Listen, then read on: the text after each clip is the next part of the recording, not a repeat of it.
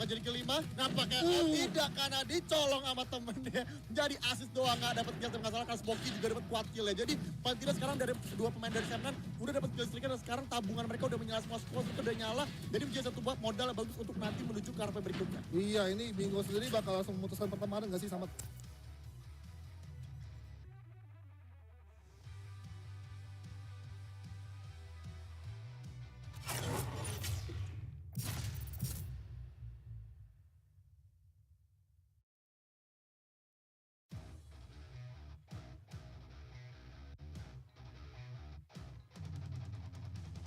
Casting towards jungles. And Team No OPJ kind of surrounded PJ, isolating 4 in a row. Make that 5.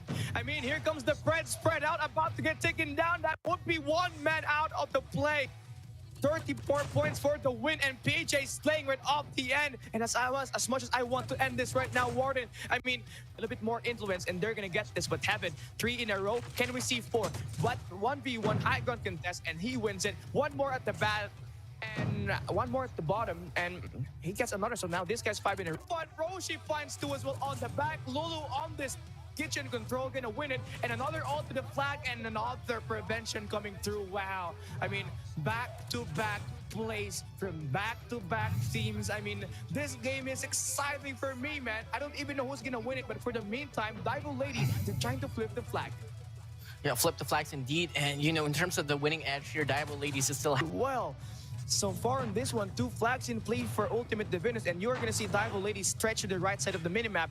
And Ultimate Divinus, they got control towards mid-map, and they also got Yana putting in the work on the there 2 beats of bound. One more up. Ke arah side yang sudah mulai diamankan oleh tim DG, dan bahkan sudah ada slot juga yang akan keluar. Tapi di arah kanannya, cepat sekali refleksnya, mendapatkan satu headshot dan dipretelin satu persatu pemain dari AFN. 3 orang tersisa. Line of contest. Now he drops 1. Dropping flash. Here comes the Pred coming through. 2 players up front. He's gonna take 3 players as well. It's control towards top floor. About to win one against Yana. Repositions, takes another player with a girl that's blinded. He's gonna take advantage. Ada juga retake yang akan coba dilakukan oleh tim Alpha, tapi sementara itu masih dijaga ketat oleh tim di Alpha PD. Tapi 2 dari Domi B dan Domi E-nya dibiarkan begitu saja. Perlahan-lahan poin, satu persatu poin sudah mulai meningkat, dan sebentar lagi akan masuk ke arah 150. Bahkan Airin sangat baik sekali posisinya, luar biasa.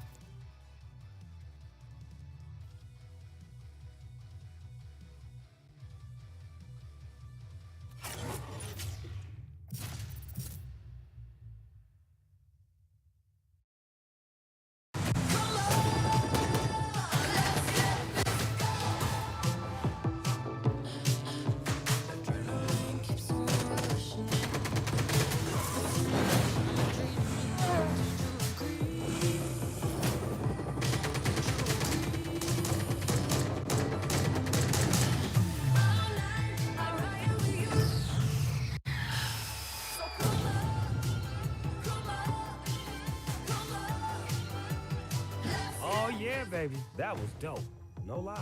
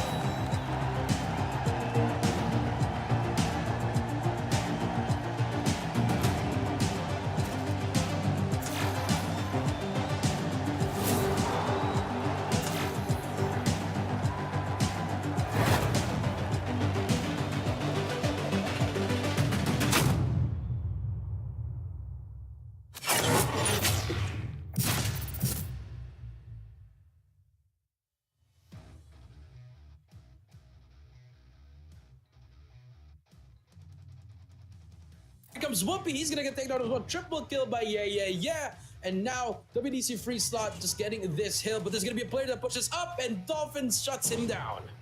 Dolphin shuts him down, and this guy, Dolphin, you can really count him to just put on the play. This guy just reading everybody that's going to be in for the contest. He's got 19 already. One more for the cluster strike, and this should be enough time for him. And here you go, he's going to use that Fred, and that should be it. Hostile hunter-killer drone inbound.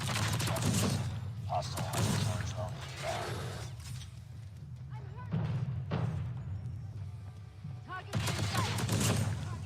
Meskipun dia pakai Holger biasanya kan, cuma Betul. jadi ini kayak Dragonfly, spotnya Dragonfly banget soalnya. Kayak Dragonfly, kayak Zivan gitu kan yang suka di sini kan, langsung jongkok, ngebrrrr gitu kan. Yes, emang mirip banget tentunya, tapi menggunakan speedy yang tentunya di sini kita lihat dari Smart Omega ternyata langsung kehilangan C-nya aja. Dari manajer Ini sudah mulai coba buat dipersiapkan untuk ditembak dan udah melawan dua versus satu, bahkan 3 orang sekaligus. Wall shot sangat luar biasa dari seorang Casey dan akhirnya berhasil juga. Cuma sedikit tapi masih dari Bingo. Gas biar for kembali bersama Tokyo Pip dan effort Tuban juga. Triple kill dari Bingo. Langsung men-strike di sini tuan sini. Happy numpang lari tumbangkan. Apakah jadi kelima? Nampaknya tidak, karena dicolong sama temennya. Jadi assist doang, nggak dapat kill, tapi nggak salah karena Smokey juga dapat kuat kill ya. Jadi paling tidak sekarang dari dua pemain dari Semnan udah dapat kill streak dan sekarang tabungan mereka udah menyala, semua squad itu udah nyala. Jadi menjadi satu buat modal yang bagus untuk nanti menuju ke arah berikutnya. Iya, ini Bingo sendiri bakal langsung memutuskan pertemanan nggak sih sama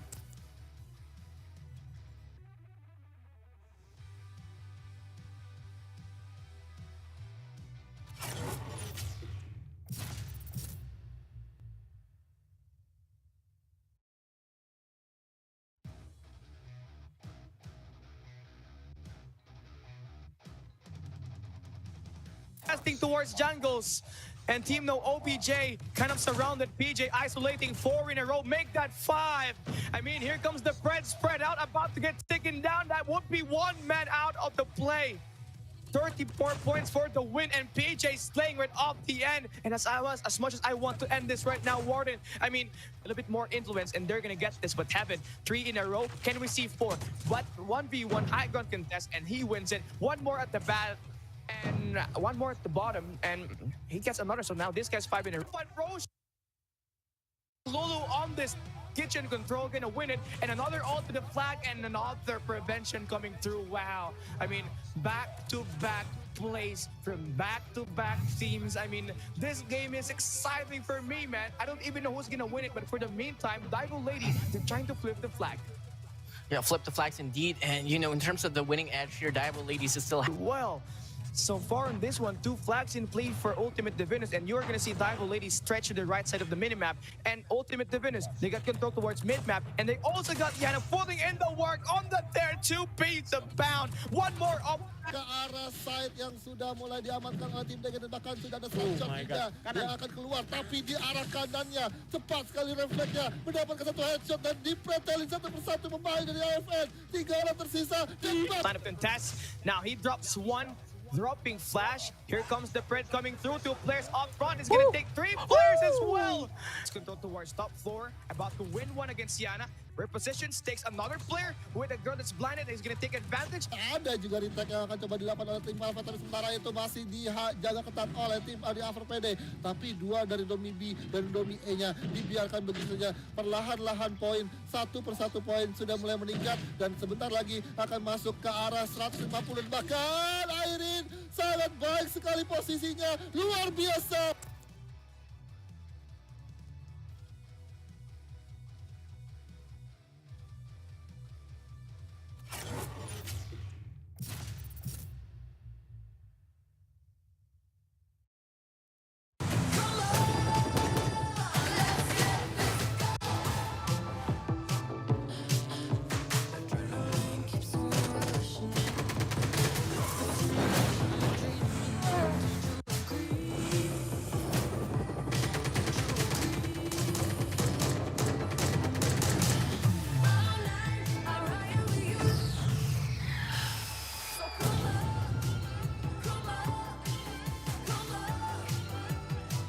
Oh yeah, baby. That was dope. No lie.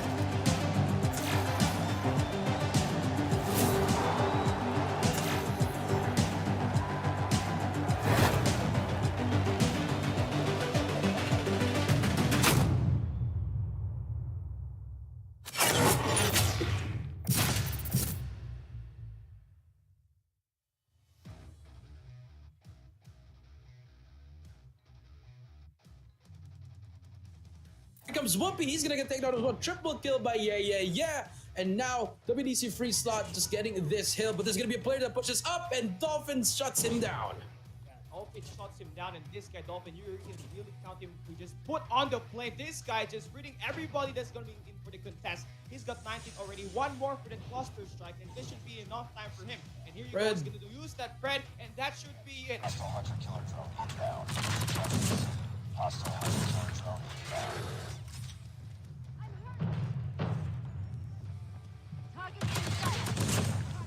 Meskipun dia pakai Holger biasanya kan, cuma Betul. ini kayak Dragonfly, spotnya Dragonfly banget soalnya. Kayak Dragonfly, kayak Zivan gitu kan yang suka di sini kan, langsung jongkok ngeber gitu kan.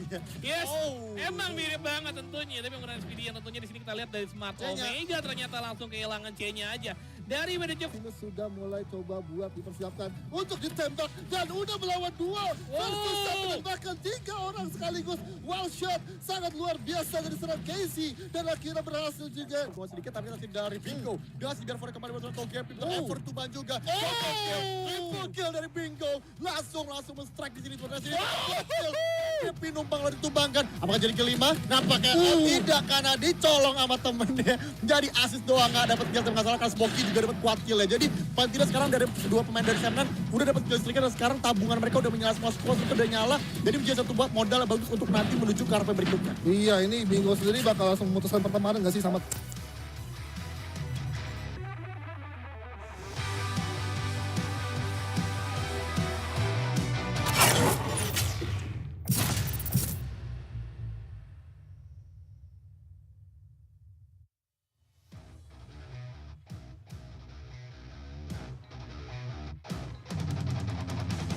Testing towards jungles, and Team No OPJ kind of surrounded PJ, isolating 4 in a row, make that 5. I mean, here comes the spread out, about to get taken down. That would be 1 man out of the play.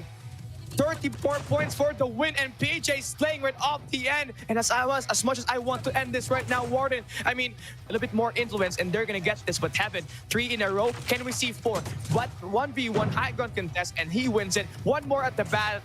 And 1 more at the bottom, and he gets another. So now this guy's 5 in a row. But Roshi finds 2 as well on the back. Lulu on this kitchen control, gonna win it. And another ult to the flag, and another prevention coming through. Wow. I mean, back-to-back plays from back-to-back teams. I mean, this game is exciting for me, man. I don't even know who's gonna win it, but for the meantime, Dival Lady, they're trying to flip the flag. Yeah, flip the flags indeed. And, you know, in terms of the winning edge here, Dival Ladies is still... Well, so far in this one, 2 flags in play for Ultimate Divinus, and you're gonna see Dival Ladies stretch to the right side of the minimap. And Ultimate Divinus, they got control towards mid-map, and they also got Yana putting in the work on the there 2 beats of bound. 1 more up ke arah side yang sudah mulai diamankan oleh tim DG, dan bahkan sudah ada slot shot yang akan keluar, tapi di arah kanannya cepat sekali refleksnya mendapatkan 1 headshot dan dipretelin satu persatu pemain dari AFN. 3 orang tersisa. line of contest. Now he drops 1, dropping flash. Here comes the Pred coming through. 2 players up front. He's gonna take 3 players as well. It's control towards top floor, about to win 1 against Yana. Repositions, takes another player with a girl that's blinded. He's gonna take advantage. Ada juga retake yang akan coba dilakukan oleh tim Alpha, tapi sementara itu masih dijaga ketat oleh tim di AFRPD. Tapi 2 dari Domi B dan Domi E-nya dibiarkan begitu saja. Perlahan-lahan poin, 1 persatu poin sudah mulai meningkat, dan sebentar lagi akan masuk ke arah 150. Bahkan Airin sangat baik sekali posisinya, luar biasa.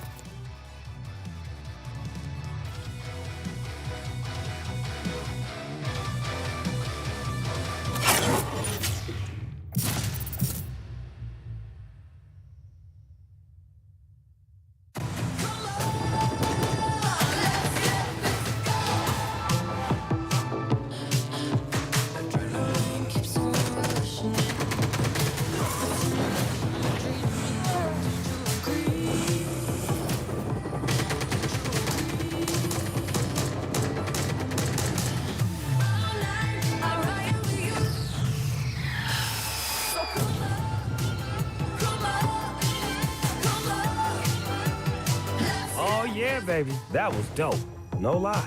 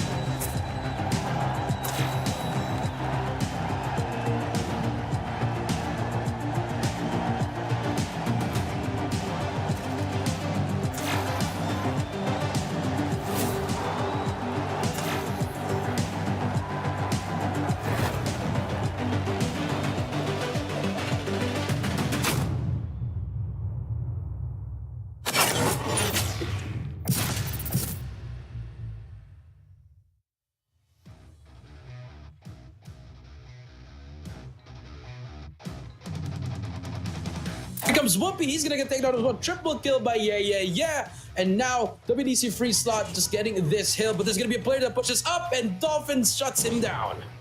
Dolphin shuts him down, and this guy, Dolphin, you can really count him to just put on the plane. This guy just reading everybody that's going to be in for the contest. He's got 19 already. One more for the cluster strike, and this should be enough time for him. And here you go, he's going to use that Fred, and that should be it. Hostile hunter killer drone inbound. Hostile hunter killer drone inbound. I'm hurt. Target in sight. Target down. Meskipun dia pakai Holger biasanya kan, cuma Betul. ini kayak Dragonfly, spotnya Dragonfly banget soalnya. Kayak Dragonfly, kayak Zivan gitu kan yang suka di sini kan, langsung jongkok, ngebrrrr gitu kan. Yes, emang mirip banget tentunya, tapi menggunakan speedy yang tentunya di sini kita lihat dari Smart Omega ternyata langsung kehilangan C-nya aja. Dari manajer Ini sudah mulai coba buat dipersiapkan untuk ditembak dan udah melawan dua versus satu, bahkan 3 orang sekaligus. One shot sangat luar biasa dari seorang Casey dan akhirnya berhasil juga. Cuma sedikit tapi masih dari Bingo. Dia masih biar kembali bersama Tokyo People. Effort Tuban juga. Triple kill dari Bingo. Langsung men-strike di sini. Happy numpang lalu ditumbangkan. Apakah jadi kelima? Nampaknya tidak, karena dicolong sama temennya. Jadi assist doang, nggak dapat kill. Tapi nggak salah, karena Smokey juga dapat kuat kill ya. Jadi paling tidak sekarang dari dua pemain dari Semnan udah dapat kill streak dan sekarang tabungan mereka udah menyala semua, squad itu udah nyala. Jadi menjadi satu buat modal yang bagus untuk nanti menuju ke arah berikutnya. Iya, ini Bingo sendiri bakal langsung memutuskan pertemanan nggak sih sama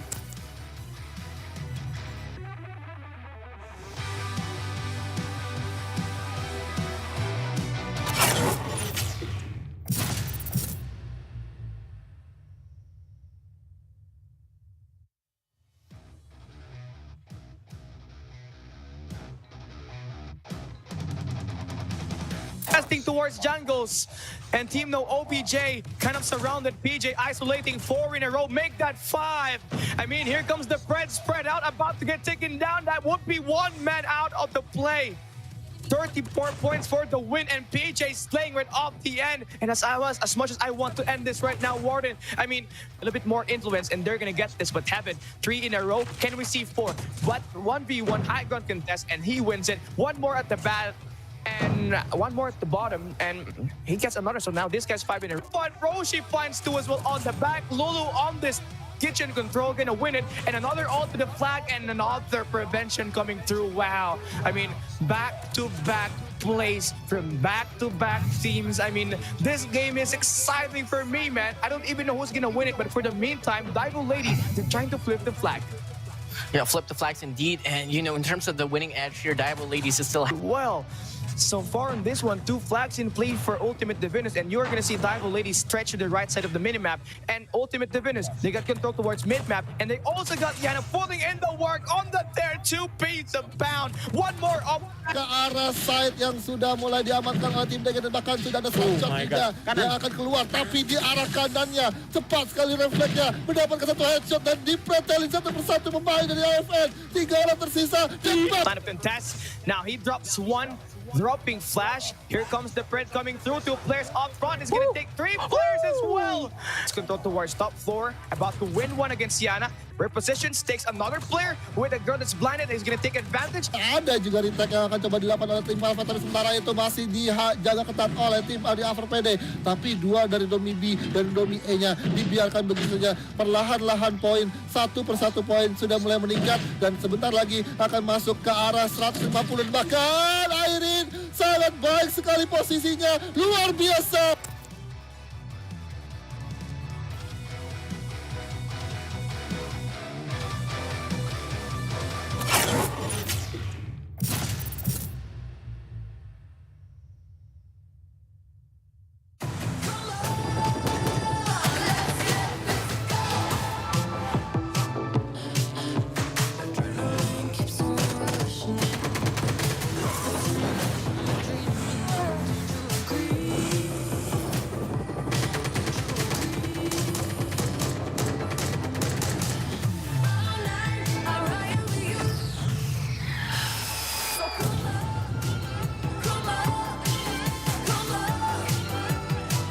Oh yeah, baby. That was dope.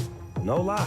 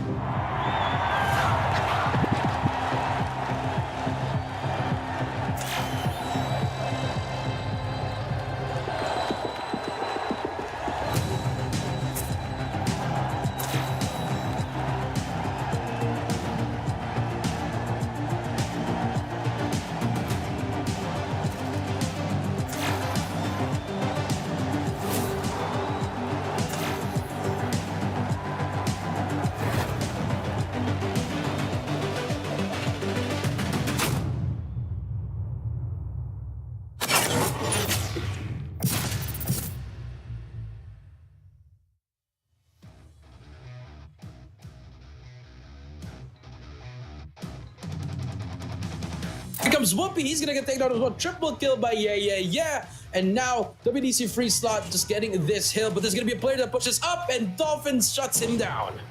Dolphin shuts him down, and this guy, Dolphin, you can really count him to just put on the play. This guy just reading everybody that's going to be in for the contest. He's got 19 already. One more for the cluster strike, and this should be enough time for him. And here you go, he's going to use that Fred, and that should be it. Hostile hunter killer drone inbound. Hostile hunter killer drone inbound. I'm hurt. Target in sight. Target down. Meskipun dia pakai Holger biasanya kan, cuma Betul. ini kayak Dragonfly, spotnya Dragonfly banget soalnya. Kayak Dragonfly, kayak Zivan gitu kan yang suka di sini kan, langsung jongkok, ngebrrrr gitu kan. Yes, emang mirip banget tentunya, tapi menggunakan speedy yang tentunya di sini kita lihat dari Smart Omega ternyata langsung kehilangan C-nya aja. Dari manajer Ini sudah mulai coba buat dipersiapkan untuk ditembak dan udah melawan 2 versus 1 bahkan 3 orang sekaligus. Wow shot sangat luar biasa dari seorang Casey dan akhirnya berhasil juga. Cuma sedikit tapi masih dari Bingo. Dia masih biar mereka kembali bersama Togepi. Effort Tuban juga. Triple kill dari Bingo. Langsung men-strike di sini. Togepi numpang lalu ditumbangkan. Apakah jadi kelima? Nampaknya tidak karena dicolong sama temennya. Jadi assist doang nggak dapat kill. Tapi nggak salah karena Smoky juga dapat kuat kill ya. Jadi paling tidak sekarang dari 2 pemain dari Semnan udah dapat kill streak dan sekarang tabungan mereka udah menyala semua squad itu udah nyala. Jadi menjadi satu buat modal yang bagus untuk nanti menuju ke RP berikutnya. Iya, ini Bingo sendiri bakal langsung memutuskan pertemanan nggak sih sama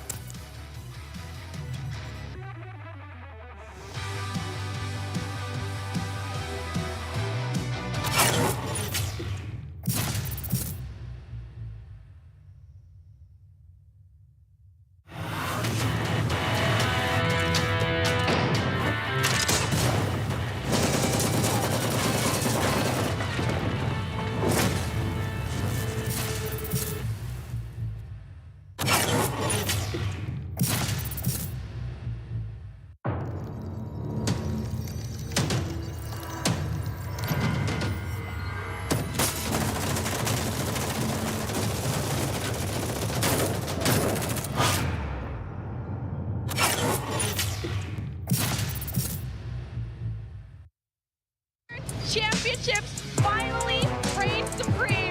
Blacklist International breaks the code. We are coming to CGI to be the champion.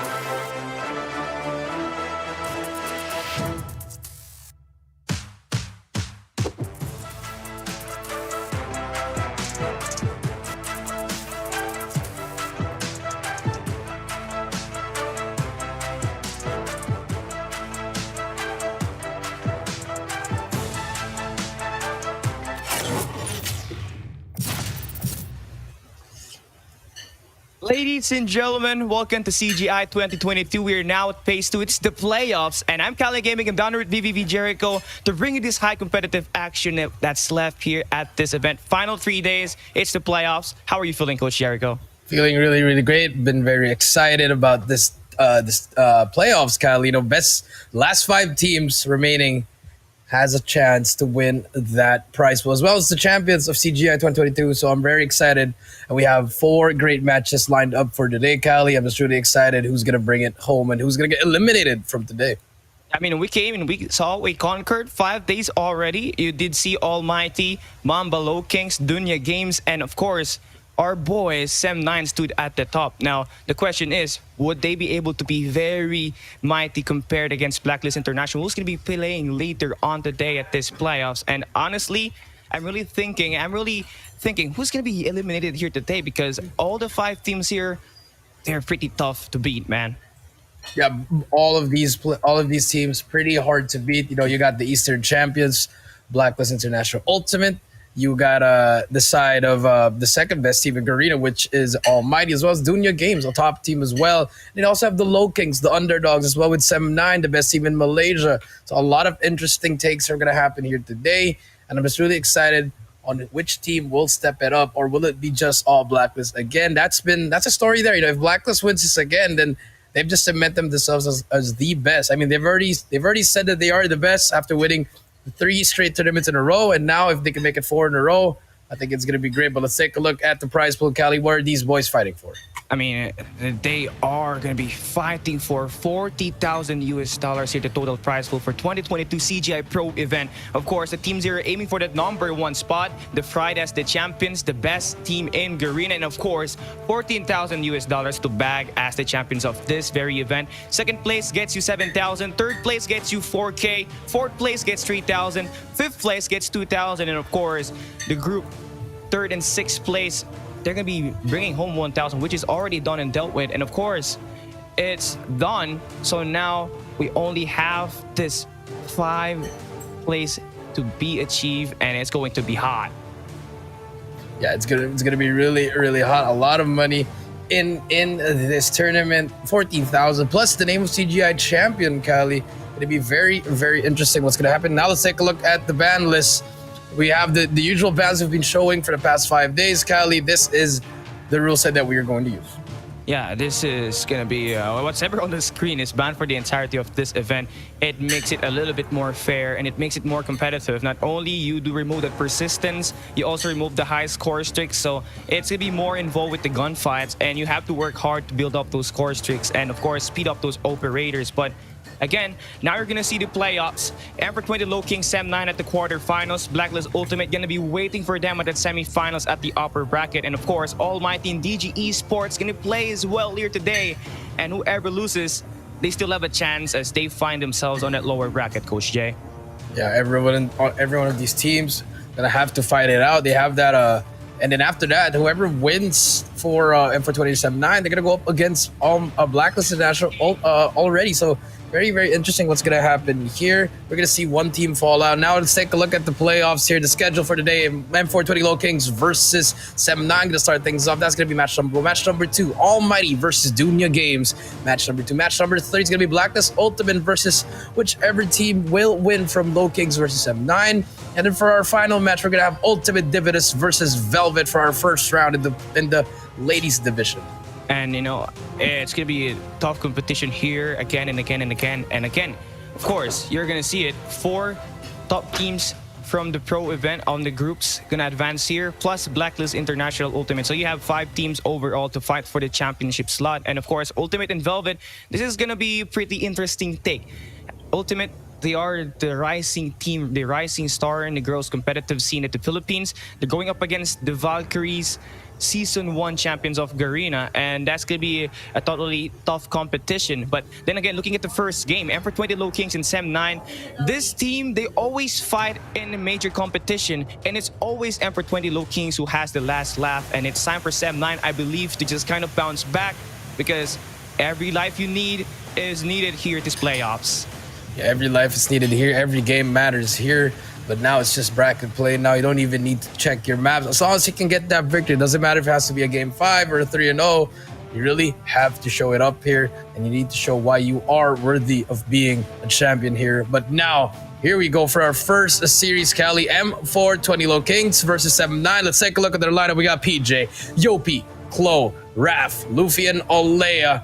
This team, they've shocked a lot of these teams. They've shocked us in Garena Masters, but again, they've done it again here, Callie, in the CGI, but it's time for the playoffs. No more group stage. Let's see if they can step it up. Yeah, I mean, these guys are the super rookies. You know? They made an explosive debut in Garena Masters, placing 3rd against the 2 best team in Garena in ALMGHTY and Blacklist International Ultimate. They have a bright start here in CGI 2022 group stages, standing at 4-1 at the group. But then again, this is the playoffs. Warden, right? Group stage doesn't matter.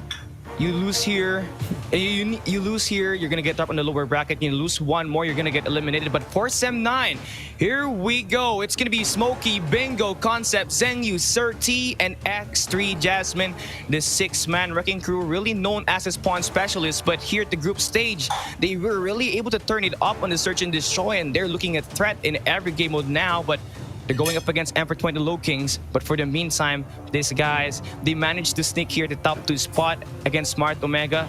They only need one win, and they secured it. And now they're here against M420. And now they're here against M420. You know, you got to look out for Bingo. You got to look out for Sir T as well. Those two players with highlights in that group stage really turned it up, as well as Smokey, the IGL. And you don't forget the support players, Concept and Zenyu, doing the dirty work for the team. That is what you need. A great team composition for all of these players. Really excited what we're going to see. It's going to come down to the maps and modes for me, Cali. Those things are very important. You know, you have the side of M420 with Olea as well as Warden there, you know, as an analyst, Cali. So, you know, a lot of great things might just happen here. But for Sem9, you have Smokey. What kind of maps do you want to play? Do you want to play a little bit shorter? Do you want to play a little bit longer? You know, expect Summit to be played here, or even Takeoff. I think if you're Sem9, if you win that coin toss, you better ban that Summit. But here we go. Maps and modes, Cali. We do see M420 LOWKINGS winning the coin toss. Purifier is going to be banned and Standoff. And for Sem9, Sparrow and Takeoff. Cali, map number 1, raid immediately by the LOWKINGS. A little bit of a curveball there, because I thought they were going to go for Takeoff, but, you know, Sem9, they decided to ban it. They decided to ban it. So that's going to be a smart ban, of course, for Sem9. But again, LOWKINGS, this is their second best map pick, and that's going to be Hardpoint raid. And I think for Sem9, they are 100% here on the win rate percentages at the Hardpoint game, and that's going to be a totally good fight here for both these teams. But now you see Search and Destroy Summit going to be played right up next. Domination at Hackney Yard at map number 3. Hardpoint firing range if we ever see map number 4. And if we go down the line, down to the wire game, Search and Destroy Crossfire gonna be played. And I'm loving the maps that's lined up for us here today. I mean, M420 LOWKINGS, they did Sem9 a favor playing map 1, but Sem9, they also give M420 LOWKINGS a favor by picking Summit at that map number 2. So it's kind of a just give and take here for me. That's true. I feel like that map number 3, Cal, I think that's the biggest one there. That's gonna swing that momentum. Hackney or Domination, both teams love this map. You know, Sem9, they like it in S&D and Hardpoint. LOWKINGS, they like it in any game mode. So I feel like it's just the execution in that game number 3. It's going to set the tone in game number 1 as well. You know, this raid map, it's also 50-50 for me. Yes, it's LOWKINGS' best map, but Sem9, they've beaten a lot of these top teams in raid. So, Cali, the Summit is the one where I would give the LOWKINGS an advantage there, because we've seen them play here. But maybe Sem9 did their homework, Cali. So this 1, 2, 3, it's not really anybody's game. It's pretty much who can just execute it down the line, who can have those moments, who's going to clutch it up. It's anybody's game, and this is why it's the best of 5. It's also why it's the playoffs. We're going to see the best of the best. Yeah, we're going to see the best out of the best. And Sem9, they really have to eye out on it map number 2, because that's going to be their map pick. So looking at the game so far, I mean, both these teams actually, they are going to be pretty strong in respawns. And that's something that we need to agree on, because for M420 LOWKINGS, I mean, they are a 2.57 team KD at Hardpoint, and they also have a 1.97 in Domination. So that's gonna be a good start for them to just kind of back them up here coming to this playoff. So they got momentum, but the question is, would they be able to take the first map? Because right now we are gonna play Hardpoint, and you already know for M420 LOWKINGS, Yopi and PJ, they combined for 22.83 kills per game in the last 3 matches that they played, and that's the 2 teams that we need to look out forward to here as we play this game. And now here we go, playoffs day 1, M420 LOWKINGS Sem9 map number 1. Raid is gonna be your first map for the day. Let's come and find out who's gonna take the first blood, as Bingo already down, flies through, Hardpoint opening up, and that's gonna be LOWKINGS right on point. Yeah, right on point. And now let's see what's gonna happen here at the start. LOWKINGS already getting that time in the hill immediately. Yopi gonna be just laying down there, trying to get some time there. But 8 seconds is going to be the points. And finally, 7-9, they break it. They add more support towards that pillar side. But look at that spawn. Yopi, he's going to be able to leak that spawn. But number 4, he's also going to spawn there. The safe spawn, and Concept takes down Yopi. And just like that, it's going to be a pinch for the side of 7-9. If you are Concept, you got to stay back there. And so far, he is staying alive there. But he has a gunfight with Yopi as well. But towards over here in the hill, Cali, Bingo, they break the hill. And 7-9, they get that last 20 seconds. And as you can see on the map, all the players of the LOWKINGS just rotating into pool side. They want to get that arch side. They want to get that jungle spawn. And here we go. Yeah, I mean, that's gonna be a battle for that spawn right now. But Bingo, we have to highlight Bingo, leading the team in kills, 21.125 kills per game coming to this hard point. So the team can count on him the most. Just kind of go for the eliminations. And now here you go, battle for spawns. Number 5, Kalo gonna take 1 down. 2 more to beat up front. Gonna go in her position. 2 players to beat here, as we are gonna see 7-9 going at it now. Here comes the turn. Kalo gonna drop 1. And for the meantime, the hard point opening up. That's going to be Emperor 20 LOWKINGS inside and on point. But 7-9 about to attack. 2 players attacking in multiple angles. This could be it. This could be the play from 7-9. They remove Kalo. They get the good spawn. And Emperor 20 LOWKINGS spawning all the way to the left side with 40 seconds to fight for. That's plenty of time. And 7-9, look at this. Strong defense in the point. Yeah, strong defense on the point, and now Klo gonna push through with that thumper. He's gonna try to take down 1 player, will not spot anyone. 44-27, they get double thumpered by Surti. Surti staying alive, but he's gonna take down by Rap. Another trade's coming through, but look at that, the rotation might just come through. Bingo, unfortunately, does not get that kill. Scrap time still in favor of the side of the LOWKINGS. You have 2 players on rotation. This is gonna be a big win for the side of 7-9 if they get the scrap as well as that P3. They take down Klo on the other side. Last player alive, that's gonna be OP, and it doesn't matter. They can get that scrap time in 7-9. They're just gonna set up for P5, and this just might turn things around, Cali, because this is that money hill that we are talking about. I mean, this is gonna be a money hill. It's gonna be hardest to break, easy to defend, and now Bingo points 1. 8 kills already in the game. 1 more to beat, and Yopi gonna get taken down as well. Now, the zone is able to stand so far, and Bingo gonna be that highlight player. 3 in a row, make that 4. 1 more on the staircase, gonna take him out as well. It took 5 players to take him out. That's gonna be a 5-to-1 ratio for Bingo, and the guy really has his name. 35 seconds to play with, and LOWKINGS really having a rough time breaking. They really have a hard time breaking. But now let's see what's gonna happen here. So far, Surti still alive, and this is the money we'll talk about, Cali. Look at Zengyu, 3 in a row already, working on those streaks with the SVD. Here comes the contest, the first contest coming through from the side of the LOWKINGS on that Lambo side. Surti gonna be the first one to get in, but Yopi takes him down. 81-41, still contesting. Yopi, all he has to do is stay alive here, but he's gonna get taken by the thumper, and that's gonna be the huge time for the side of 7-9. But look at this, now it's LOWKINGS' turn to break it down, hold it down. The Pred comes through by Zengyu. They do take out 1. That makes Yopi spawn in the middle, Cali. Now it's gonna be the battle for them. 2 players to defend. Bingo, what can you do? Bingo is gonna have 17 already. This is just the first couple of kills that we have, and this guy, he knows really what to do when it comes to slaying. But you know, LOWKINGS, they did a great job. They prioritized, they set things straight, get this next rotation, and that's one thing that they're doing so far in this first 20 seconds. But 7-9 gonna be here with this investment. Surti finds 2 players, 2 more to beat inside the hard point, and Bingo gonna be here once again. These specialists are gonna be very handy for them, but LOWKINGS is gonna stand. They're gonna fight for this hard point. They do get the favorite spawn, and 7-9, the first heat will not be successful. And Emperor 20 LOWKINGS, they only need 1 heal to turn it around, and they're doing a great job at it here at this point. Wow. But now Zengyu gonna be up here as well, but looks like LOWKINGS, that's a pretty good zone defense, and that I think is a full 60. Should be a full 60 there, you know, 58, 55, but it doesn't matter. We did see Zengyu before. He just dropped down. He does have that cluster strike. Going to be very, very efficient on that P1, but P5 is going to be the one where we need. And if you're the LOWKINGS, this is a good hill. It's such a good hill. You're back in the game immediately, 90-94. Now it's going to be the battle for P5. Surti on the corner, just be a sneaky player. Takes down 1, takes down 2 as well, and that is what you need. The smart plays coming through. But for the side of the LOWKINGS, they want to hit that kitchen, but Surti, he's going to go all the way from the back. He spots that player, takes him down. Can he find that last player on his right? He spots him actually, but Luffy takes him down with the Annihilator. And now Luffy gonna try to make a play. He's 1 away from that Goliath. Gonna be very important if he can get that. And gets this. Yes, he gets it. That's gonna be very, very huge, Cali. Fully streaked out, even though they're down by the time. And now 7-9, they're the ones struggling to get in the hill.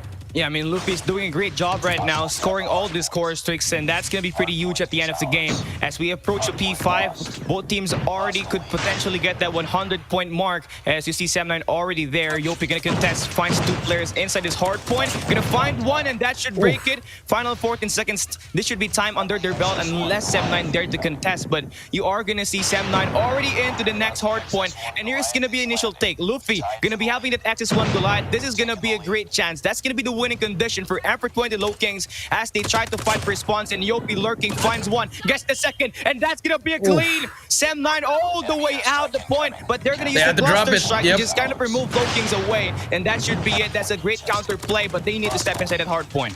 That they need it. And actually, the Goliath's just taking all the damage, soaking it up, and there you go. They finally destroy it.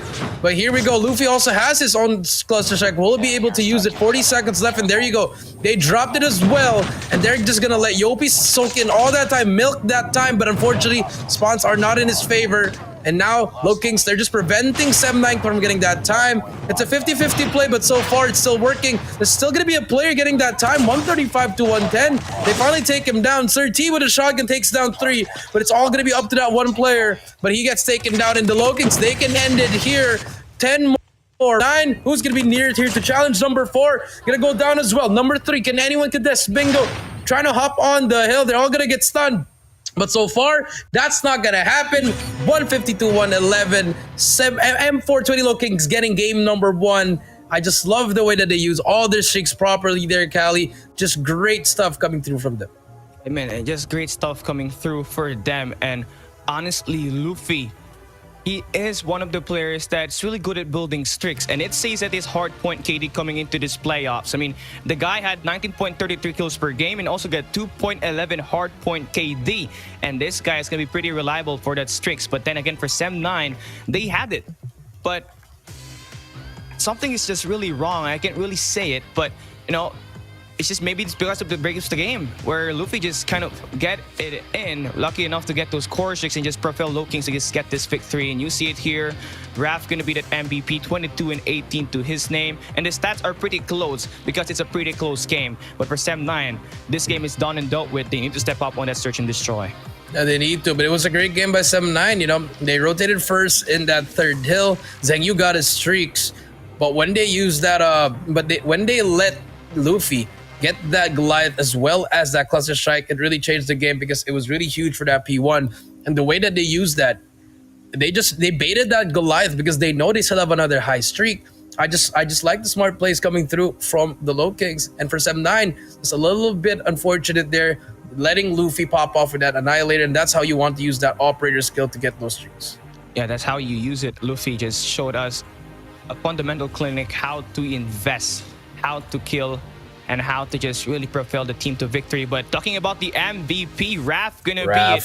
That's gonna be him with 22 kills and 3,020 points, a 1.22 KD. And this guy coming to this game, he's got 16.33 kills per game on their fast 4 matches. And it's gonna be pretty reliable for the team, honestly, as this guy can just really show off and just hold grounds, take players out when the team needs it. And now, LOWKINGS, they got this 1-0. Sam9, they need to bounce back because this is going to be a best of 5 series. 2 wins straight for LOWKINGS. That's not going to be a pretty good case. Not really doing much for the team, but you know, it's okay. You know, first game jitters as well, but you know, at this time, it's going to be very, very unfortunate because it is the play. 30 down 0-1, but it's only game number 1. You know, maybe 7-9. It wasn't their map pick, Callie. You were right, you know, and it was just a turn of events that one small change when both of these players had full streaks. Zhengyu used it early because the Goliath was there, but it didn't matter. Luffy, he knew he had the cluster strike, just baiting it out. Just very smart plays coming through from the LOWKINGS. Now it's going to be S&D on Summit, where in Sep9 they picked this map, but the LOWKINGS, this is one of their best maps for S&D. Let's see if they have any counter plays for the side of Sep9. Yeah, I mean, for now, I mean, Sem9 at that first map, I mean, they had the mechanicals. It's just that Emperor 20 LOWKINGS, they got the score streaks locked in play, and that special is really proven worthy for them to win that map. So now, again, Sem9 and LOWKINGS at map number 2, I could say this is going to be pretty equal because of the same personality this guy's plays, this team's play.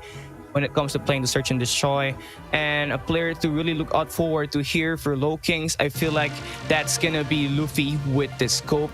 The guy can just really score kills after kills and just really bag in the first bloods for the team to kick things off at Hardpoints. Also for Summit here at this Search and Destroy. So now, here we go. This is gonna be it. Sem9, they picked this map. LOWKINGS gonna play in their element. And now, here we go. Map number 2, round 1. Here we see Sem9 gonna be starting as the attackers. LOWKINGS gonna start as the defenders. Let's see what type of defense are they gonna push through here as Sem9 already they got control towards mid. Yeah, towards mid, and now let's see what's gonna happen here.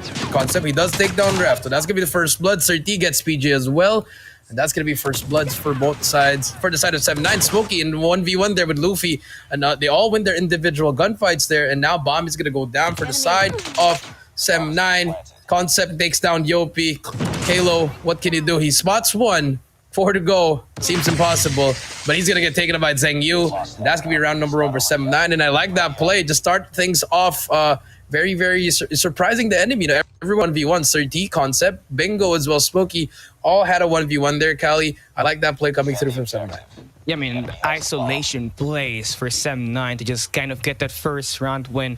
So for now, they take this one. LOWKINGS for sure is gonna have some response coming through this round number 2. But Zheng Yu with that SVD gonna be pretty handy. Finds one, but not enough for him to get the kill. So still, we're seeing a 5v5 rotation in Sem9 going at it, attacking in multiple angles to push for this B spawn. But do be aware of number 3 in Raph, about to be in some altercation, right? Very, very close. If Sem9 decides to push for B, they got 3 players very active to just kind of remove. And now Raph, here comes the play. He's gonna get taken down by Bingo with the thumper. That's unfortunate. So still pretty doable for LOWKINGS, but Sem9, they got that first blood. And the last time they got the first blood, they were able to outslay. Now PJ 1v1 takes one, but Sirty gonna go down, Smokey trades. And for now, Sem9, they get to push towards B, but the bomb would be dropped in a not friendly place. Yeah, very bad position. Yopi takes down Zheng Yu. Now it's going to be a 3 versus 2. Bingo takes down Yopi. So the trade comes through, but the bomb is still down in the LOWKINGS. They decide to wrap it around. And I think just might be very helpful. If Luffy just goes there as fast as he can, it could be a kill for him. But Kalo gets away with his life. They do hear him. So it's going to be very interesting. Oh no. Spots Concept. Just great timing right there.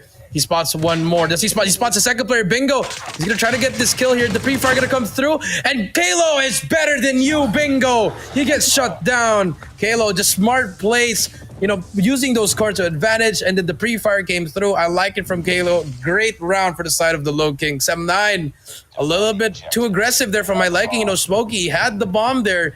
Gotta try to slow it down after that. Yeah, I mean, they got to push towards B, but they went at it even more. And they got the bomb drop, and it put them to the spot. And Luffy finding one already, but LOWKINGS, they're gonna take a toll on the numbers. Now they got a 3v4 situation, and Raph, though, at the back. Call of Duty Mobile. Timing finds the first player. Smokey takes him out. One more to beat on that other end, but Bingo with the turn. And that's gonna be a kill lockdown for Sem9. Already making their way all towards the B bomb site, but they need to get that bomb picked up.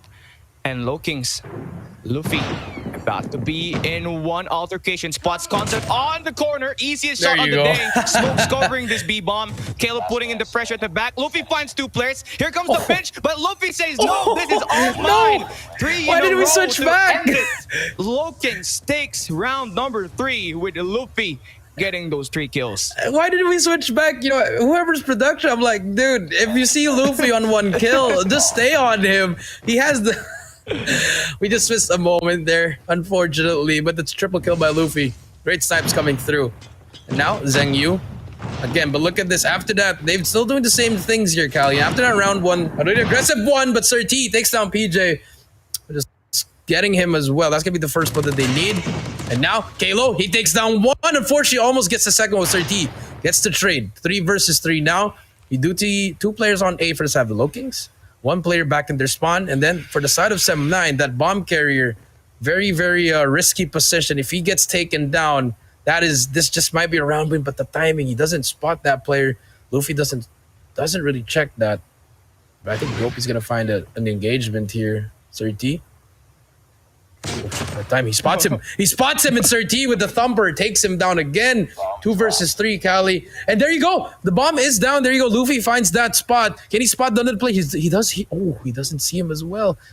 Gets away with his life, but Raph on the flank here.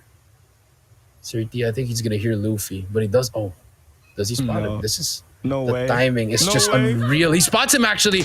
Luffy, he's gonna go for it, but Sir T, he's gonna take it out with a CBR. No hit, no scope frame, and Raph with a shotgun. Very doable because if you look at this, if they play close with each other, you can get that kill. But so far, Concept, he's gonna get that bomb. They can just rotate back to A, and that is what they're gonna do. I like this from Sem9.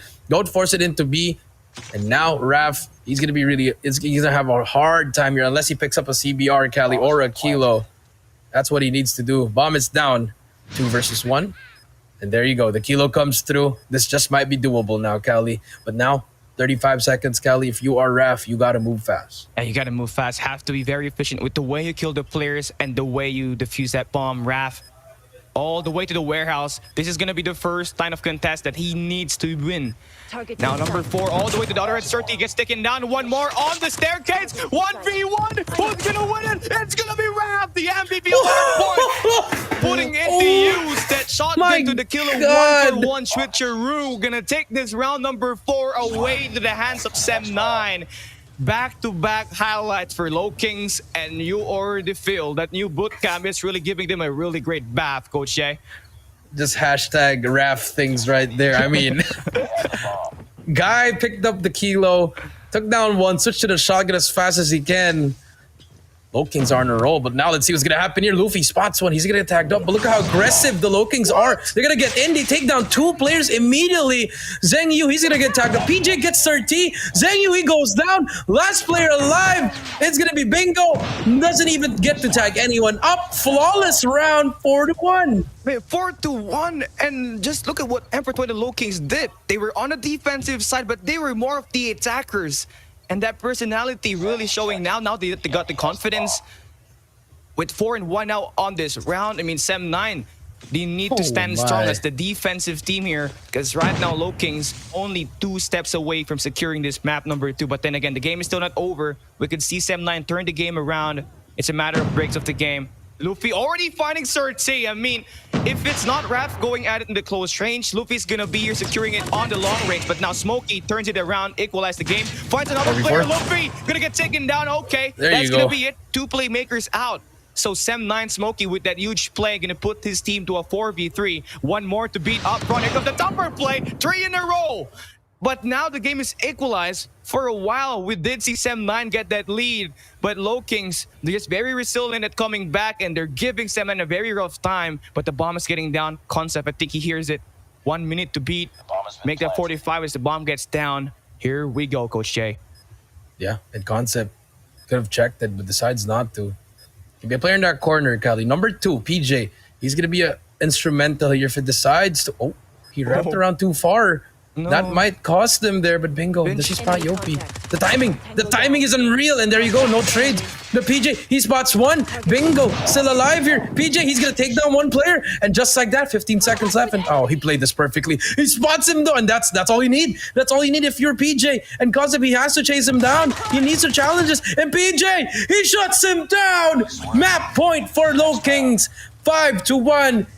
He almost lost that round, Cali. If he didn't get away with his life there, but Concept, unfortunately, doesn't get that shot down. Now it's gonna be a 5-1, 1 round away, Cali, and the LOWKINGS are gonna go up 2-0 if they win this. I mean, Sem9, for the past 3 rounds, they had it.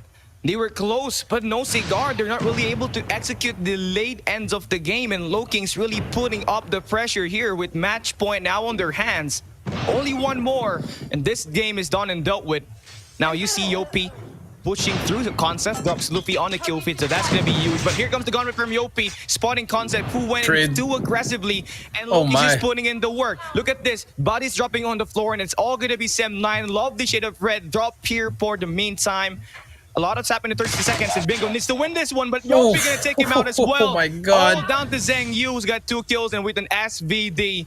The bomb gonna be planted, and this is pressure immense for Zheng Yu. 5-on-1 on the tally and a 4v1 on the game. How can he possibly bounce back in this game? Oh, they don't spot each other. Zengyu, he drops Wrath, but 3 more to go and 30 seconds on the clock. Yeah, 30 seconds. They were actually scoping it at the same spot, but here we go. Look at all these players. They're like a pack of hyenas. They just want to get this player down. Zengyu spots one, but PJ is there. And M420, they're gonna be going up 2-0 after winning this S&D 6-1. And the LOWKINGS came to play, Cali. These boys, I mean, if you're letting players like Raph clutch it up for 1 versus 2, I mean, that just speaks volumes that all these players are ready to be the best. They want to be the best. And, if you are 7-9, you had so many chances of winning those rounds, Cali, but just couldn't capitalize. They were always losing most of the time. Unfortunately, that is very, very unfortunate. That is very unfortunate for that. I just said it twice. I'm sorry. But if you are 7-9, you gotta find something here. We didn't see this, Cali, in the group stage, but during the playoffs, it's showing their weaknesses against these teams, Cali. And I feel like 7-9, their kryptonite is basically LOWKINGS, because for the past 3 matches that they have played against LOWKINGS, they lost everything, and LOWKINGS still remain to be untouched. Looking at the current tally so far in this best of 5 series, 6-1, very dominant win. And 7-9, again, this is their map pick, but LOWKINGS played it a little bit much better. Yopi and Luffy gonna be in top 2, but for the meantime, it's gonna be Yopi being that MVP. And this guy, for the past 5 days at the group stage, underperformed, but this time, he's gonna be that MVP and not for them to propel against 7-9 in this map number 2. This guy's got total of 16 kills at the group stage, but this guy here today's got 6. So LOWKINGS is really great so far in these first 2 matches. Yeah, the way that they were adjusting to everything was just perfect. And by the time that by the time 7-9 went passive on that defensive round, LOWKINGS they just applied so much pressure. They did so much great things. Their concept there just really unfortunate. The aim wasn't there for him. Once you go passive at S&D and the other team dictates the pace, you're gonna lose most of the time. And that is what the LOWKINGS did. They lost that round number 1, but right after that they bounced back with 6 straight rounds, Kali.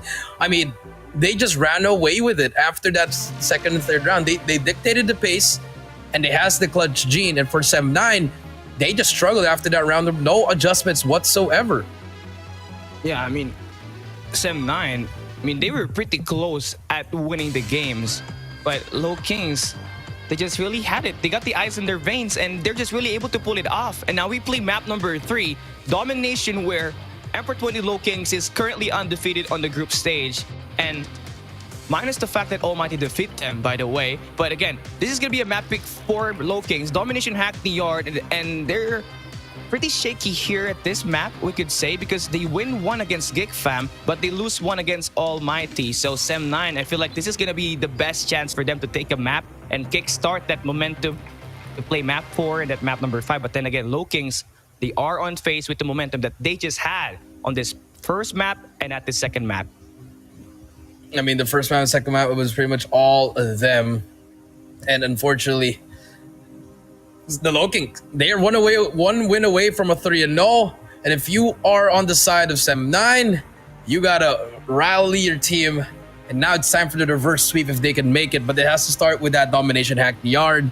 Let's see if they can pull it off. But so far, after seeing that Hardpoint, it was a pretty close game. But with one player making that play, which is Luffy, will he do the same, or will some other player step up now? And for 7-9, you need your whole team to really just get in the zone, get the flag, and get the kills that you need. Yeah, I mean, LOWKINGS at 7-9, they have a pretty close team KD. LOWKINGS at 1.33, 7-9 has 1.22. Pretty close. We could expect the game to be down to the wire, but again, this is Hackney Yard, where a map really favors that flag A to just kind of get in and just score a little bit more easier to get that B flag. But then again, Luffy is going to be one of the players to look out forward to here for M420 LOWKINGS. 24.5 kills per game, 1.84 domination KD. And for 7-9, Sir T really going at it. 20.5 kills per game and 1.47 domination KD. And yes, those are individuals, but here today, they need to work as a team. 7-9, they find themselves trailing here at this first 2 maps.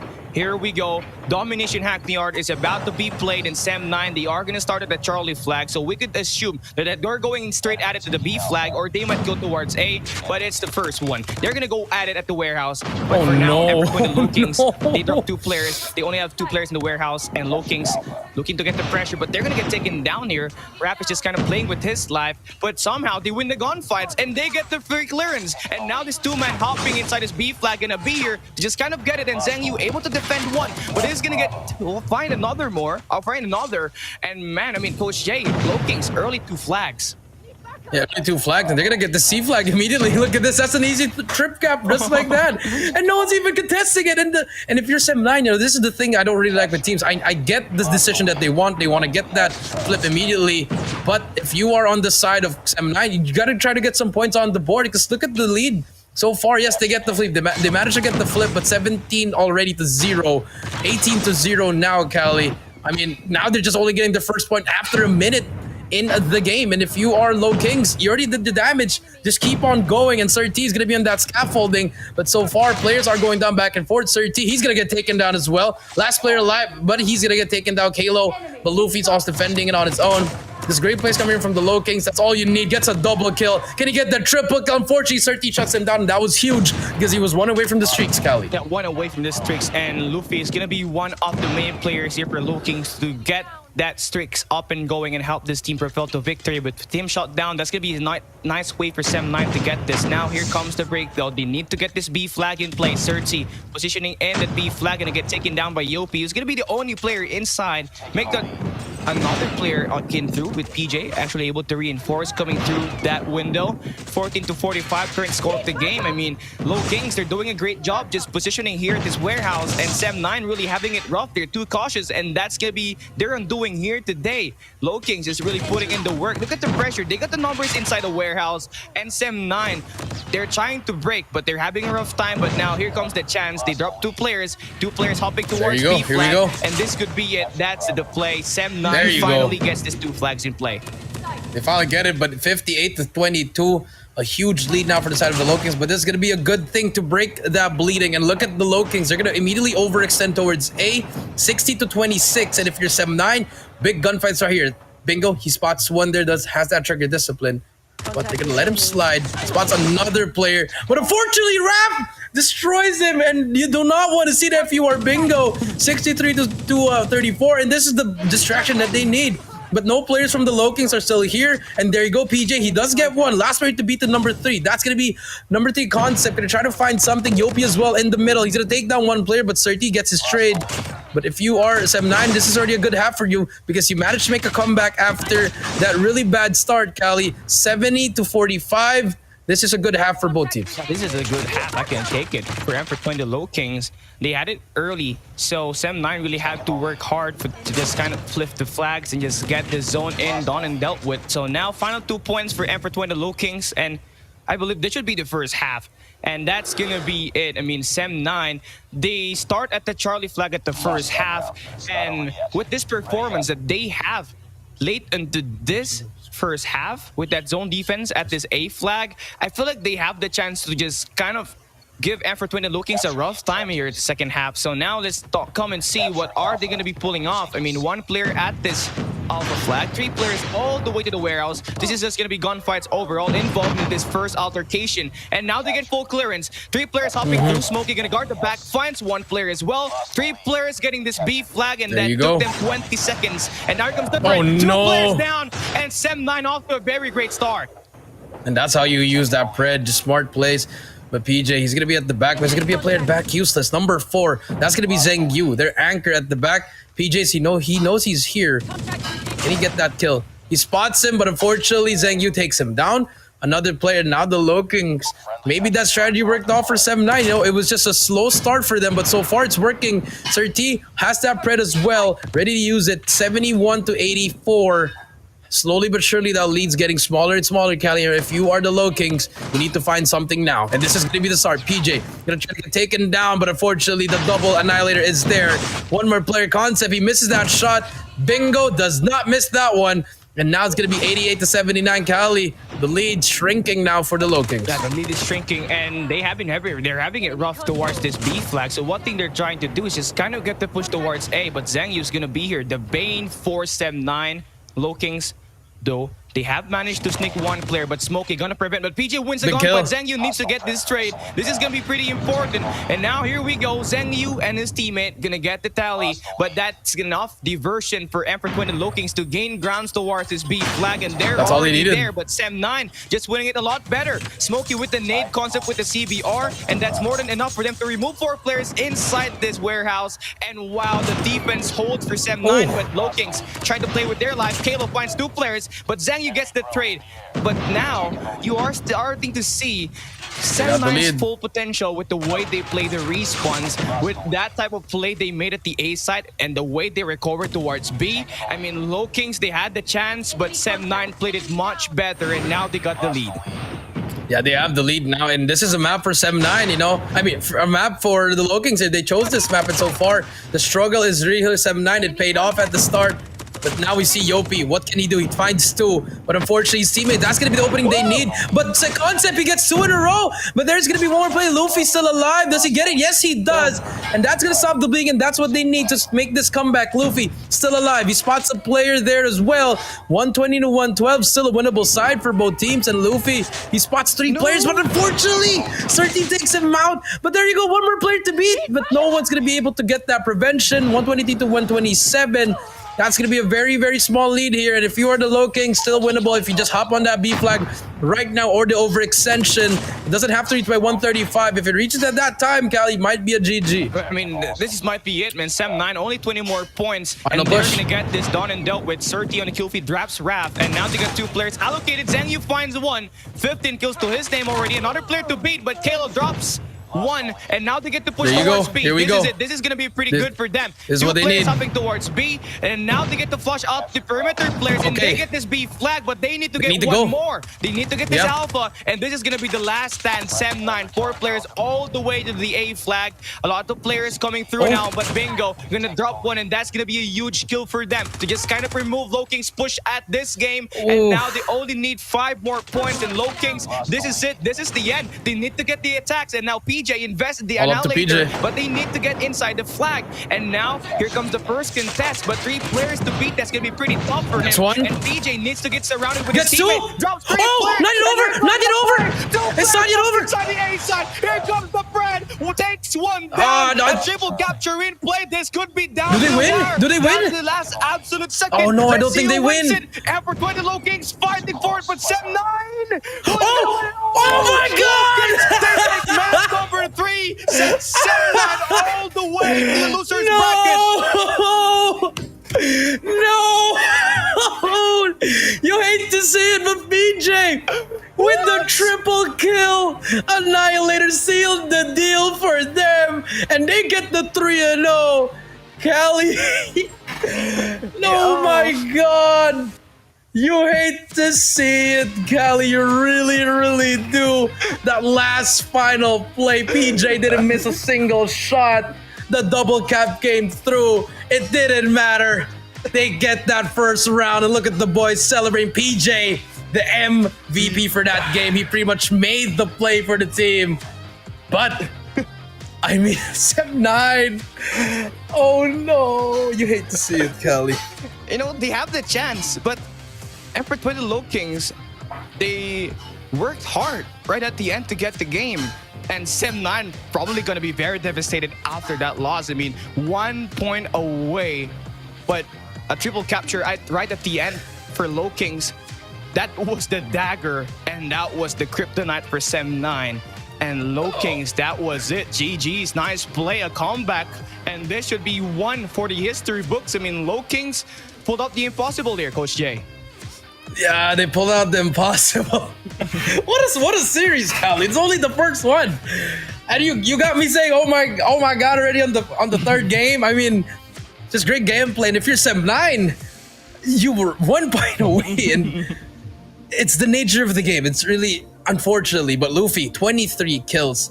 MVP, but you know, I would give it to PJ, man. PJ, that final play, Cali. took his time, walked with the Annihilator. Just perfect timing. The double cap came through. And if you're 7-9, that's just your mental shit. I mean, how are you going to... I mean, it's really hard to recover from that. Let's take a look at the highlights here. Great stuff coming through from the side of the LOWKINGS from the start. First half was all LOWKINGS. Second half, all 7-9. But the clutch factor, LOWKINGS, they got it. And I mean, the clutch gene at this search and destroy really pulled up very huge at the end for Emperor 20 LOWKINGS. I mean, they're having it rough towards the mid game, towards the second half. But this was it. I mean, Yopi, PJ, everybody was doing their job. And the first lot of contest from PJ actually threw off the players of 7-9 as they get this locked in play. And I mean, this Predator missile, I mean, that was it. That was the cherry on top. Comeback made through and hacked the yard. I mean, until now, I'm still lost for words. Yes, you know, I'm definitely choking the way I construct the words because of how well just LOWKINGS come back from the dead. I mean, 7-9, they had it there 1 point away. 1 point away, 1 tick away, but unfortunately, the 2 flags better than 1, Cali. You really hate to see it if you're a 7-9 fan. Oof. I mean, that's a huge blow. That is a huge blow, but if you are on the side of 7-9, you could have prevented this 3-0 if you played well in that first game, Cali. That Hardpoint, they had the lead. What, a 60-point lead after getting that P3, Cali? And then the P4, it was just all LOWKINGS. P5 LOWKINGS, P1 LOWKINGS as well. Luffy made the play. In game number 2, you got absolutely throttled in S&D. You win round 1, then you lose 6 straight in a row, Cali. You let these players such as Raph clutched it up. Kalo flanking around. Yes, you were getting the trades, but when it came down to the 1v1s and the 1v2s, you shouldn't be losing that, Cali, if you're 7-9.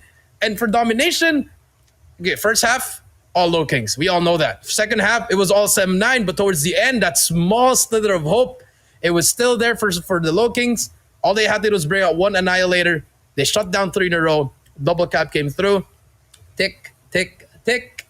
150 to 149. The LOWKINGS, they get it 3-0, but that's also showing a little bit of mistakes from the side of the LOWKINGS. Hack the Yard, not their best map now, Cali. So, you know, that may be a mistake that might cost them if they go up against Blacklist, but we don't know what maps they're going to go for. But for now, they're going to move through in 7-9. They're going to be the losers bracket. They set up that extra life, Cali, but 1 last remaining life. But I mean, just crazy things coming through. Yeah, I mean, 7-9 all the way to the lowest bracket. Now, Emperor 20 LOWKINGS set to play against Blacklist International Ultimate later on. And I mean, for 7-9, they got to fix one thing, that inconsistency to close down that game. And if they don't adjust at the next few days that we are going to have in these playoffs, I mean, they might be the ones that would be eliminated here. So they better watch out. They need to execute right from the start until the very end, because what matters is how you end the game. And that's what happened to Emperor 20 LOWKINGS. They did not give off. And with that play that they just did, a domination where it came down to the last absolute second, they were able to beat 7-9. And that's a strong statement. So now it's on point. The first game officially said and done. And it was just highlights after highlights. Roller coaster ride for us on this first game. I mean, yeah, I mean, it's just the first game. It's the first day of the playoffs. It's just really crazy, and it's only the start. That's match number 1, guys. We'll be back for 3 more after the short break. Hi, Chin.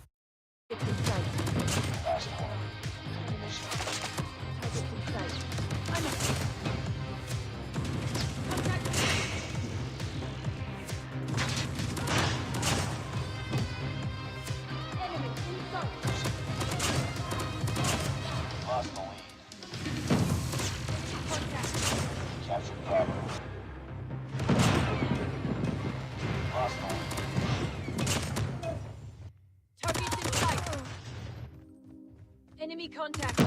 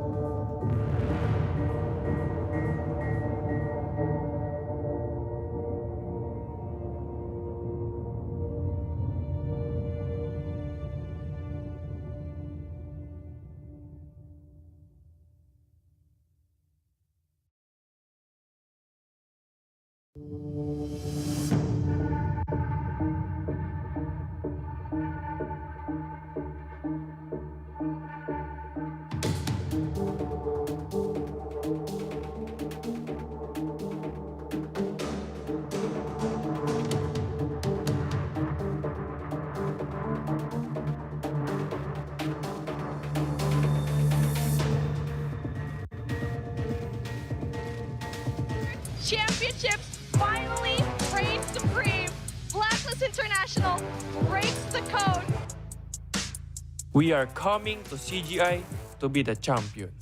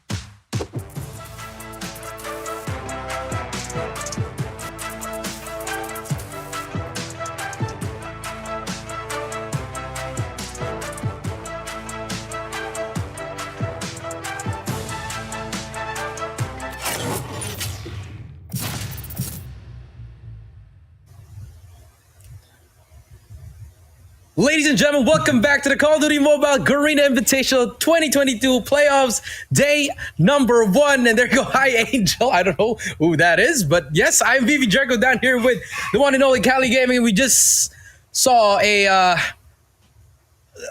3-0 Cali in the most, how could I say it? It's hard to describe. It's a heartbreaking 3-0 for the side of 7-9, but a great 3-0 if you're the LOWKINGS. You know, 152-149. I mean, what else can you ask for? It is the playoffs, and that's what we're going to see. That's what we're going to see here, Cali. Just close games over and over again, Cali. And that's just only the first match. You have 3 more. But now, this is the story of Dunya Games versus Almighty. I think the story here is, Jeff Pro, he was Dunya Games, if I'm not mistaken, Cali. So a little bit of rivalry there, a little bit of payback. So it's going to be a personal one for these players. But now let's take a look at the lineup.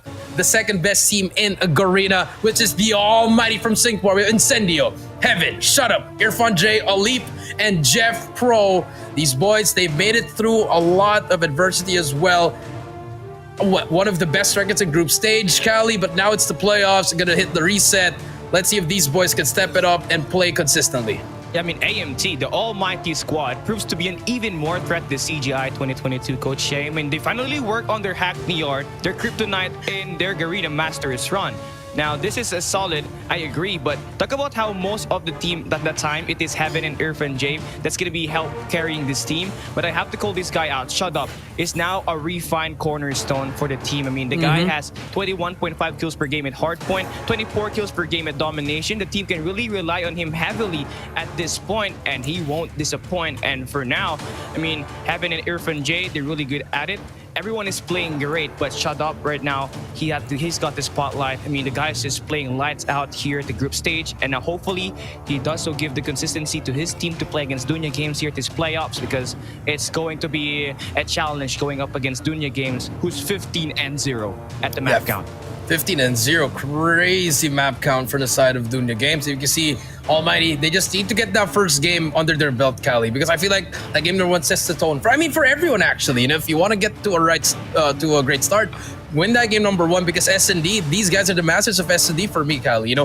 Almighty with that double sniper setup alone, Shut Up and Heaven can pretty much 2v5 a team there if given the chance to get the opportunity right. I think that's going to be the one for them, but it's going to be very hard up against this team that they call Dunya Games Esports DG. We got Clove, Jetsky, Lord Van, Lai, Zen, and ZZ.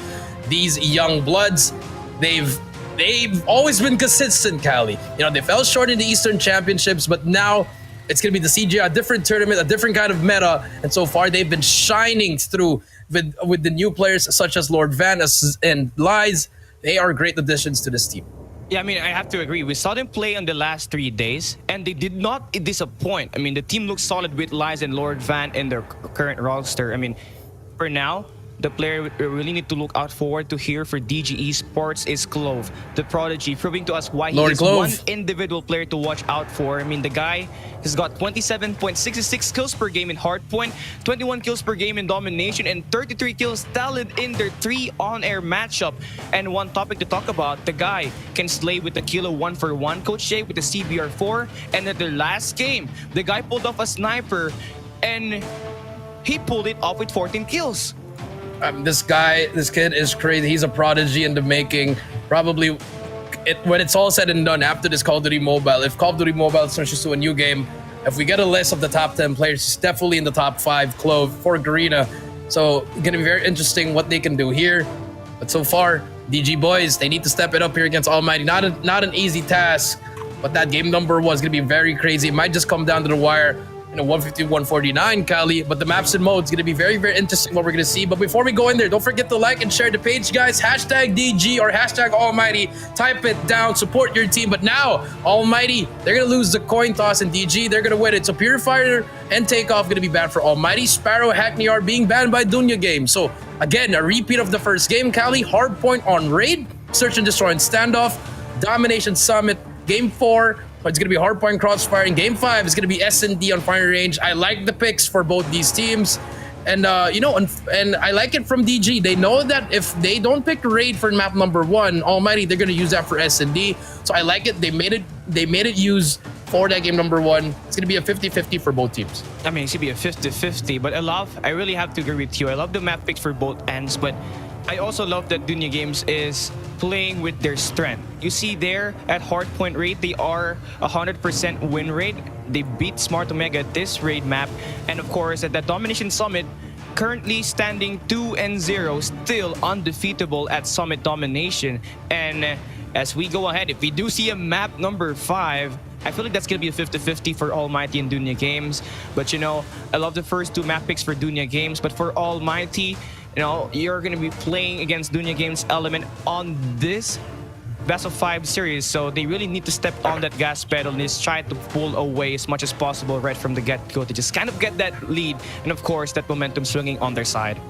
Yeah, the momentum swing over their side. I think that's what they need. Both of these teams can really, if they get on a roll, Cali, both these teams are unstoppable, Cali. I think you can agree with me. Most of these teams, all these 5 teams actually, 7-9, Blacklist, you know, the LOWKINGS, Almighty, and DG, if they get on a roll, it's pretty hard to stop them. And, you know, all of these players, all these teams, they have that player that could just pretty much take over. For Almighty, you have Heaven. For DG, you have Clove. And if they don't pop off, you have other players, ZZ, Zen, you have Shut Up, you have Incendio, you have Irfan J. All these players, it's just a match made in Heaven and Almighty and DG. They're gonna face off at Hardpoint Raid for game number 1. Cali, I'm gonna put you on the spot. We didn't get to predict here, but who do you have? Do you have DG or do you have Almighty? Yeah, I have to go for Almighty. The guy in bed in Heaven just really could pop off here, especially at this raid map. But you know, it's a matter of execution and performance in this best of 5. Underperformance could lead you to go drop down to that lower bracket. So for now, Almighty is gonna be my best bet, but I do love for Dunya Games to prove me wrong on this one as we kickstart this playoffs day 1, match number 2. Almighty and DG Esports about to play their first map, and now Jet Sky gonna be here. Going at it, first skill, first blood gonna be in play, but AMT, 2 players to beat, and DG Esports right off the get-go, they get a good solid zone, and Almighty spawning all the way to the bottom map. Yeah, they get, you know, for DG, they get control of Laundry as well as Garage side, and they force Almighty to spawn over at Open Stairs. So that's going to be an easy play to read if you are on the side of DG. All you have to do is watch your lanes here. Heaven, that's a big kill. That's going to open things up for them to actually spawn in Laundry, Cali. And now here comes the break for them. They take down Clove. They finally get that 30 seconds. Just a great break coming through from them. Lord Van going to try to contest, but look at that. Almighty setting up for P2 as well as getting the time in P1. I like this play coming through from them. I mean, they're trying to chain it like a film, but ZZ, he drops 1 player. So this should be the final 30 seconds on the hand of DG Esports, and that continues to grow. Almighty, they need to bounce back and get a better hardpoint rotation towards P2. Well, number 4 is going to be the only guy alive there for AMT, but they do manage to hang around and sit in that point, but they need to reinforce now. Jeffro needs to win this gunfight. 1 player to beat, make that 2. Here comes the Tomper, finds one. Reposition, here comes another turn on the right side. He finds 1 player, and he's going to take him out as well. So that's going to be 2 Ps in a row, and that should be enough as Almighty, they get the spawns, but Zen able to wrap around, and AMT, they find themselves spawning at that basketball court. For the meantime, DG Esports, they're gonna be here, but that break about to happen from AMT. Yeah, that break about to happen. ZZ here. The money room's gonna be a lot of players, and there comes Irfan J. Jet Sky, that's with a nade. Jeff Pro as well. They take them out and they break the hill. This is a good time. You need this time if you're on the side of Almighty. That's to keep the lead a little bit smaller, because that P3, the battle for P3, gonna be very, very interesting. And finally, they get the final 22 seconds.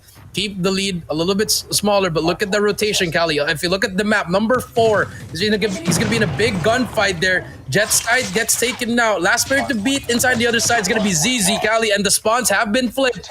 You know, this is gonna be a good gunfight here for number 5, but he's gonna get taken down. And Almighty, they don't even get the scrap anymore, but they get the setup for the new one, and that is what you need to make a comeback here in Raid. Yeah, I mean, to make a comeback here in Raid, and one thing to be aware of, we always see Almighty have a very slow start at P1 and P2, but as soon as we move to P3 and P4, where the specialists are going to be invested, that's where they try and come back and just go at it full strength. Incendio now finds 1 player, another player to beat. Lord Van going to take him out.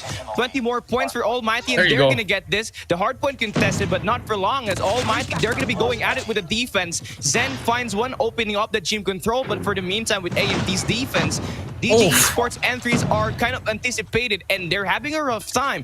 8 more points for Almighty, and now you're starting to see the specialists coming through. Heaven already fully streaked up. That's going to be huge, but for now, Dunya Games, they're fighting back, and it's going to be a good play for them.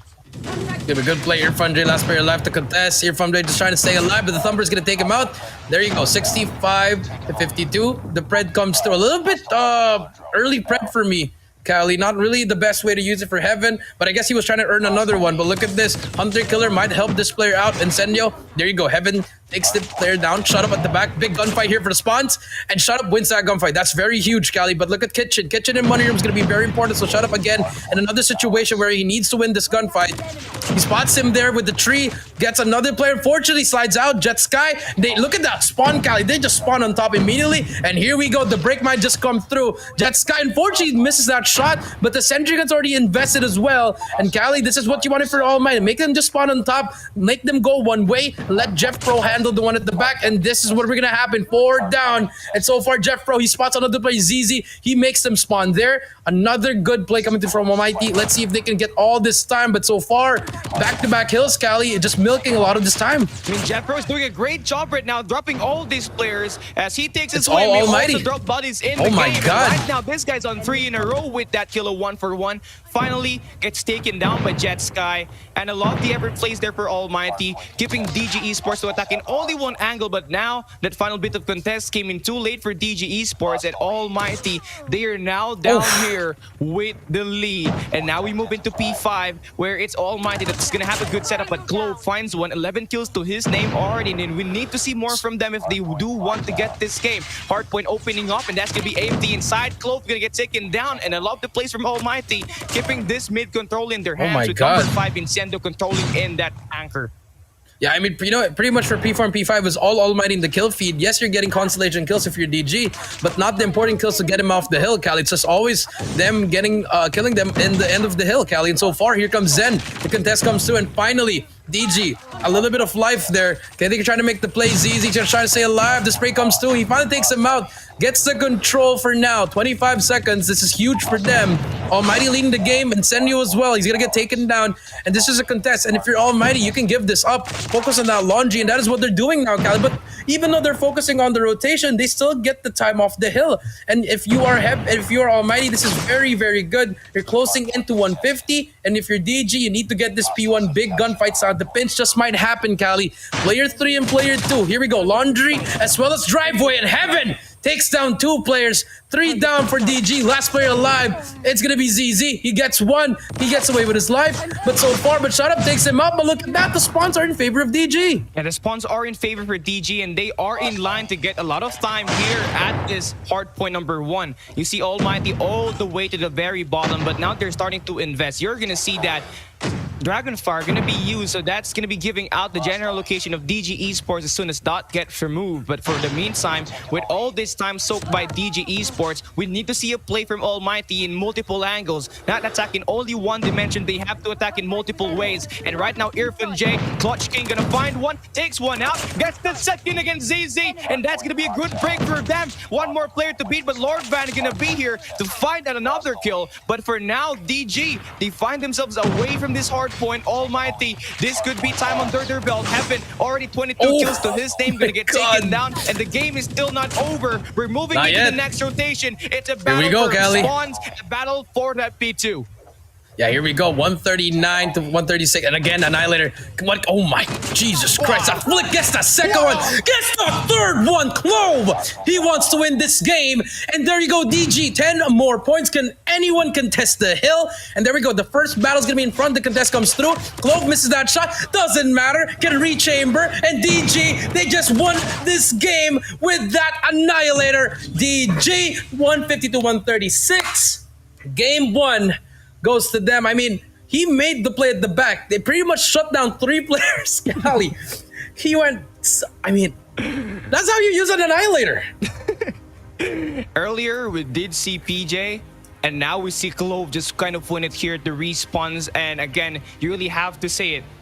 Specialists are going to be very handy, and it's going to win you games. And Clove take full advantage of that, score 23 kills, I believe, to seal the game against ALMGHTY, who had the lead coming to P2 rotation.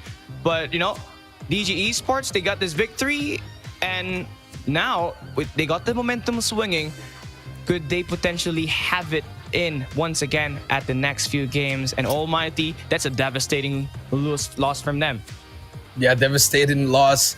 I mean, they had the lead for what, 3 straight hills, Cali? And in that P1, the comeback came through there. And for the final play, DG, Clove, the Annihilator, pretty much stayed in the deal because if you saw the map, Cali, if Glove died there, AMT would have gotten the spawn, they would have gotten the brick that they needed, but with his heroics pretty much to seal the deal. And all the players of DG, after he killed them, he pretty much just said, yo, they're gonna spawn in front of you, just pre-aim and just get ready.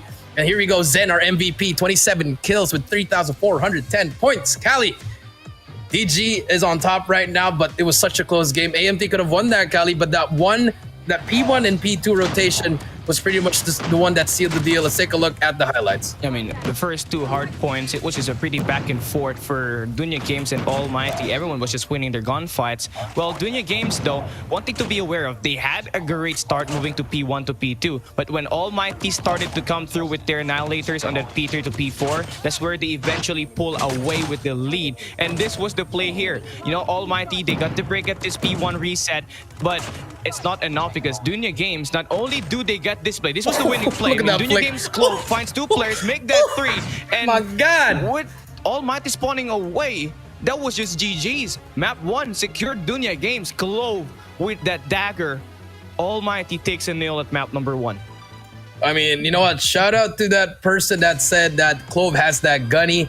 He definitely has that gunny. Laura Cava. I mean, I was thinking the same thing, you know, Clove, he got that gunny, but I mean, all of these guys have the gunnies. They can all pretty much melt it down. It just really comes down it comes down to those players that, you know, if it matters the most, when are you going to bring it out? And that's where Clove brought it out. In the end, the Annihilator, he saved it. And, you know, COD gods were in the favor of DG, but now S&D, ALMGHTY's map, standoff. We've seen them in standoff, Cali, a lot of close games, but here, with that momentum riding on that DG, you could give them a little bit of that advantage, Cali. But ALMGHTY, you can't count out Heaven and Shut Up with that double sniper setup. Yeah, you can't count out Heaven and Shut Up with that dual snipes because the guys alone combined for 64 kills in the 4 matches that they have played. And that's something that's very alarming if you're Dunya Games because ALMGHTY, not only they do have Heaven that can clutch it up. I mean, Shut Up with the scope as well is going to be giving you a little bit more problem. ALMGHTY, they're looking at threat. They're looking to be the threat here for Dunya Games at this map number 2. And I mean, ALMGHTY, they are 4-0 in the current tally at the group stage in their on-air matchups, and they have a 100% win rate, so that's promising. But they do need to double it down because Dunya Games coming to this standoff map, they are gonna have that momentum. Yeah, they are gonna have that momentum, and I mean, without game number 1, it's just really much. It was really a game for ALMGHTY to win. It was a game for them to lose because they pretty much just wrong map, guys. Takeoff. How is it Takeoff? Hey, production, we're not going to Takeoff. No Takeoff today. I do not want Takeoff. Let's keep it back to the standoff, can we? And there we go. And now there we go. We just took a teleporter, you know, with Rick Tovin. And now we're going to be in stand-up. But game number 2, Cali. S&D, gotta watch out for Heavy. Gotta watch out for Shut Up. Those snipers going to be very, very important for the side of DG. And someone just got cross-map noob tube. There you go, Jeff, bro. He shuts down Clove. And that's going to be what you need. But Zen, he takes down another one. So the trade comes through. 4 versus 4, Cali. Bomb should go down in A. Yeah, I mean, that's a pretty unfortunate play there for Clove as he gets taken down early. So one of the playmakers of DG out, but with Zen able to get one of the trades here and get that first blood exchange, that's going to be a great way for them. Look at this. A very aggressive push right now as they planted 36 seconds to beat, but Irfan J finds one. They're looking to get in control on only one angle, and now Irfan J gets taken down. Lorvan gets the trade. A 1v2 situation. Noob out. Shut Up takes and removes ZZ. I mean, a pretty back and forth. Now we got this lockdown, a 1v1. Shut Up finds the player in lies with the scope, and ALMGHTY, they take round number 1. They take round number 1. That was just a great play coming through from Chop. And like I said, you can't count these players out. The way that they play these snipers, these angles, Cali, is just really great from the side of ALMGHTY. That's why they're one of the best S&D teams here in this tournament, Cali, for DG. You need to counter it a little bit fast. And now look at them. They're not going to go to that middle anymore, Cali. They learned from the noob tube. And now we do see a slow push from both sides. Heaven not really aggressive on that gas station. Yeah, I mean, we haven't seen ALMGHTY just play too aggressive with Heaven just pushing towards this gas station. But one thing to be aware of, they're playing it cautious. Okay, stun check by the way, Zen. This should be free kills. Here we go. One player to beat. Oh, he's not going to make any shot to connect. No kills made whatsoever. And ALMGHTY still lives to see another day. But you already know, information gathered. Heaven takes Lord Van all the way across the gas station. The bomb is dropped, and Heaven is going to be that first blood reaper here at this round number 2. And you already see DG dropping 2 players already. And they need to get that bomb and recuperate back, because right now ALMGHTY, they got the numbers and they also got control of this round. They also have control of this round. And now 5 versus 3. Got the bomb. See what happens here. You know, and look at ALMGHTY. The way that they're playing this round, retake and now a slow push. Lies as well. They need to find something here. They do take out 1. Clove gets 1, Kali. So 4 versus 3 now. Need to get that 1 more to just try to equalize. He spots 1 beautiful jump shot. Clove. This is why you gotta noob tube this guy across the map at the start. I rather agree, because this guy is that rainmaker. Clove putting in the work, dropping 2 players, and now we get a 2v3 all down to Heaven and Jet Pro. 1v1, and Clove takes Heaven out. And it's all down to this final king in Jet Pro, who's going to play a 1v3. Clove 1v1 up ahead. Let's see who wins it. 2 players. Double challenge coming through. Head glitch advantage. He wins 1. No, Clove shuts him out. And that's going to be 4 kills for Clove at this round number 2.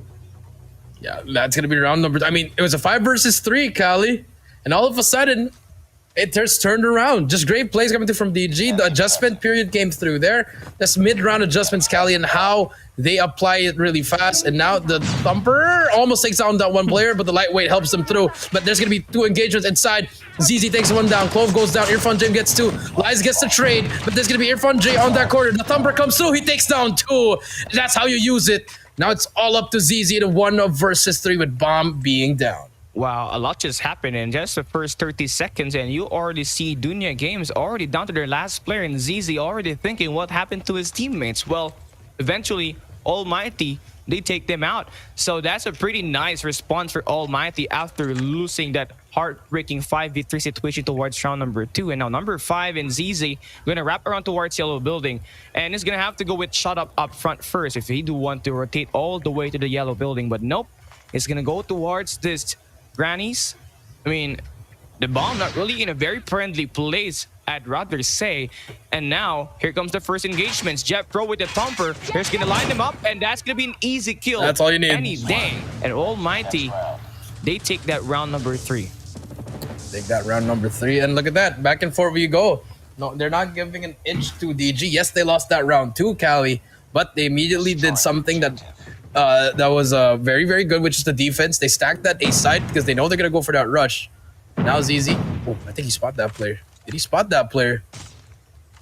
He doesn't actually, Kyle. Look at this. Look at this defense from ALMGHTY. Play for retake, get picks here, but they're going to give up that middle side. But number 1, that's going to be shut up. He has eyes on that player. Whoever's going to go out of that brown, Kali. So let's see. If you are DG, where do you want to get the pick here? If you are Clove, that sniper here, they need to take out shut up on top of that P3, Kali. Oh, that's going to be a pretty rough take here. I mean, ALMGHTY, this is going to be a pretty interesting take for them, because Dunya Games, they have an open plan all the way to A side, and now shut up finds 1 player all the way to that windows. Not really able to get the kills here. And I'm loving the defense by ALMGHTY, just hanging around the back, waiting for DG ESPORTS to create the engagement and go for that retake. So now 1 minute has already passed by, and look at this. I mean, now the bomb is getting pushed. Zen about to slide, finds 1, but he's gonna get taken down. Double child coming through. So now the numbers favors ALMGHTY, but Dunya Games still very cautious, very aware of the situation, still try to playing it slow, but right now they need to put that bomb down and play for the time. 5v4, this is gonna be a challenge to see how will DG ESPORTS come back. Yeah, let's see what they can do here. I'm hurt. So far, 4 versus 5. No. 2 to 1. 5 versus 4. Clove.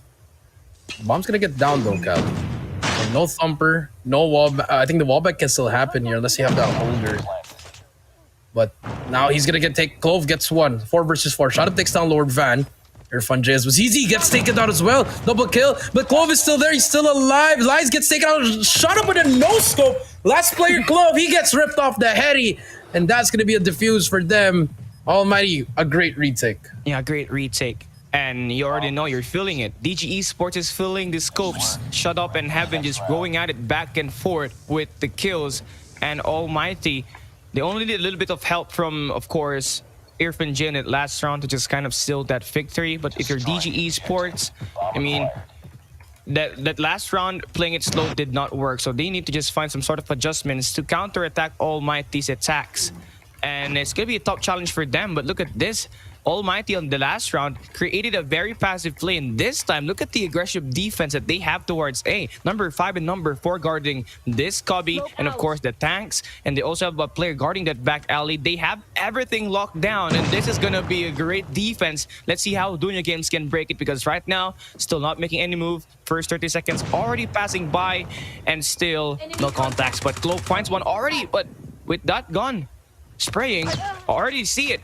DG Esports really able to get the kills, and now we get a 4v5.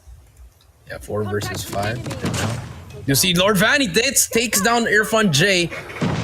Now we do see Lord Van trying to find a play. It's a 5 versus 3 now. A different kind of strategy coming through from the side of DG. Gonna go through here. Clove, he's gonna get sniped by a Shut Up. That's gonna be a huge kill. 4 versus 3, but bomb is down. Now it's gonna be a retake. Look at that flank. They're gonna go for the flank, and Shut Up with a beautiful angle takes him down. That's going to be the first kill that they need. Now it's going to be 3 versus 3.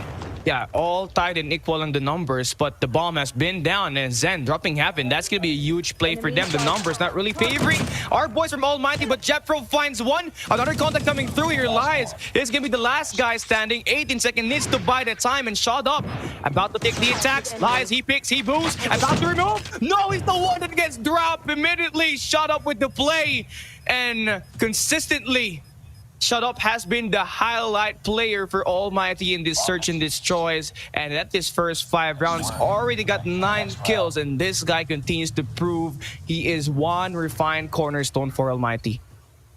Yeah, I mean, 4-1 here, Almighty. They are pretty much running the way that they're retaking Cali. This is why S&D is their game. But now on the offensive side, one player almost gets taken. Now it's Sendio with a CBR and a red dot. Don't really see that every day. But Heaven is trying to hit that snipe. They're gonna do the same kind of strategy. Let Heaven do his thing. Let get an opening here. And from there, let's see what's gonna happen. 1:35, Cali. Still very early. Nothing's happening. And for the side of DG, double stacked in A. No one's watching mid. So that could be an opening, but there you go. Number 1, Lord Van, back and forth he goes, watches mid. Oh my goodness. Okay, so DG Esports, they're doubling down in 2 angles and leaving that mid open, but Almighty not really able to take full advantage of that. But Shut Up almost takes one player off the Hattie, but ZZ now gets the first pick, and that's gonna propel DG Esports to get even more confidence, just kind of get these kills done and dealt with.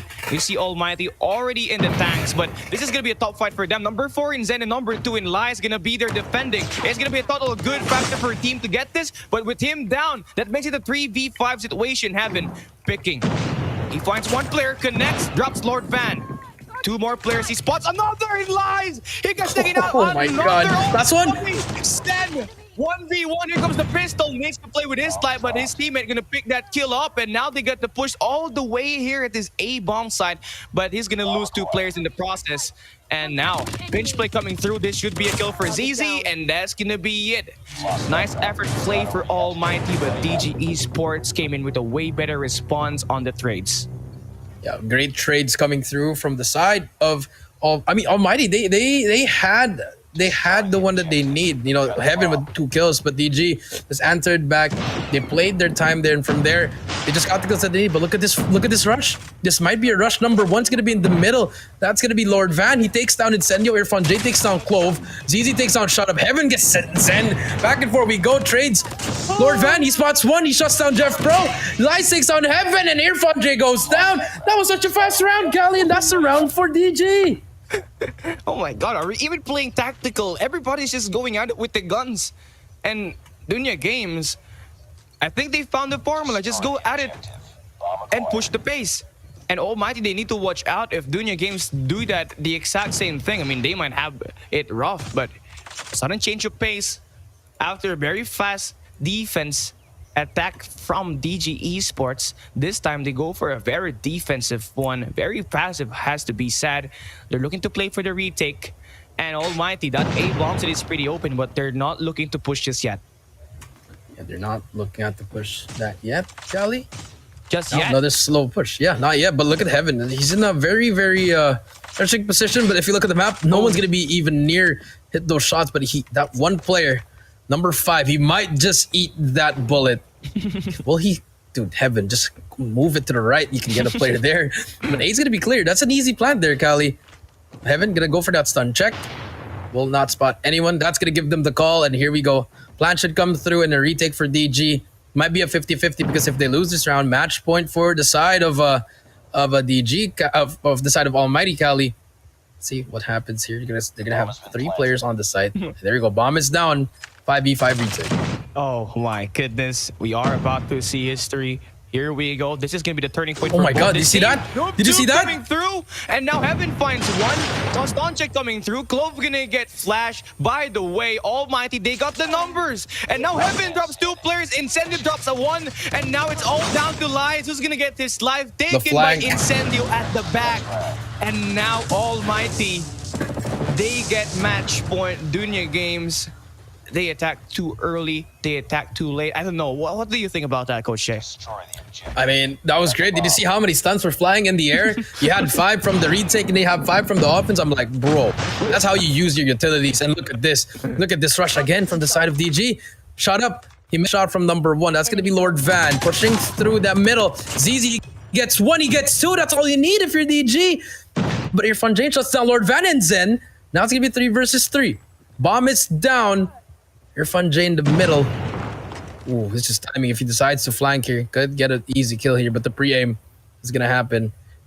Oh my God, he spots Lord Van! But Irfan J takes down easy. And Heaven, now it's gonna be 2 versus 3. The Clutch King making things easier for their side. Heaven shuts down Lies.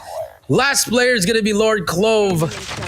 What can he do? He spots 1, but he doesn't matter. Heaven with the head, he takes them down, and Almighty, they tied the series 1-1 in this SND. Wow, that was just amazing plays back and forth on Almighty, and you see it. I mean, they're one of the best teams in Garena when it comes to playing at Search and Destroy, and it proved to be a factor here at this map number 2. And again, really have to call it out. Heaven and Shut Up was the playmaker for this team, scoring those picks again and again and again. Dunya Games, they had it rough because of the range that Shut Up and Heaven pulled up in this game, combining for 18 kills at the feed, and there you have it, 6-3. I mean, you got 3 players. You got Shut Up and Heaven at 18, then you add Irfan J's 10. My God. It's great things coming in from AMT. And like we said, Kali, we kind of called it as well, you know, that if they're going to lose, it's probably going to be that game number 1, Kali, but that game number 2, it's a must-win for them, and that is what you need if you're an Almighty fan. Get that SND under your belt, get a little bit of breathing room, and for map number 3, Domination, that's where things might just change here. But if you are DG, you got to work on that SND, but I feel like it was the map. The map really changed the way that DG played. They had a hard time here. It wasn't like that firing range that they would be accustomed to, Kali. So I feel like they need to step it up. Maybe ban that standoff next time.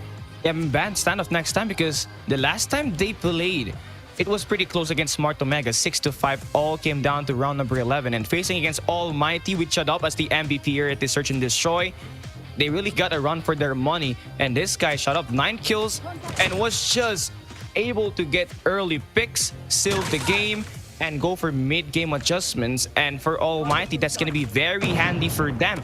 And we did see a lot of sniper battles here, but mostly Heaven and Shut Up just was really putting in the work, and everything just happened. Almighty stages went at it with their strats. I mean, they pretty much ran away with those strats. They had everything that they need. That is what you want if you are on the side of Almighty. Just great S&D plays. They are one of the best teams in S&D, and they showed it here, Kali. Just great things coming through. Now, it's going to be game number 3. Domination and Summit. DG, they picked this map. And we remember the last time we saw a respawn game, Kali. Very, very close. Very, very close. And not only that, I mean, they pulled away with Clove clutching it at Hardpoint, right? But this time, I feel like they're going to be pretty confident because they beat Smart Omega Domination Summit 150 to 96. They also beat AFN Gaming 150 to 72. So this is their element. But again, you're going up against Almighty with Heaven going at it at Domination. The guy from Almighty, Heaven, he has a 29.66 kills per game in the matches that they have played in Domination. And this guy, the exact same map, scored 41 kills against AFN and Dunya Games. They better watch out. They better shut down Heaven early to just not give him any sort of momentum, because right now, this is going to be the turning point of the game.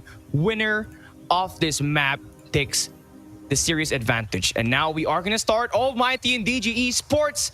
Map number 3. Here we go. The first half about to start. Let's see who's going to get it. Yeah, let's see. Here we go, Kelly. Game number 3, Domination. DG versus Almighty. They picked this map again.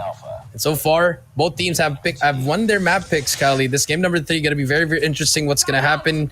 Who's going to take this one? But the second floor push coming through from Almighty. They shut down Lord Van. Shut up with the shotgun. Misses that shot. But Cloven ZZ gets the trade. And look at that. Look at the number 1. Lord Van already spawned all the way to the other side of A.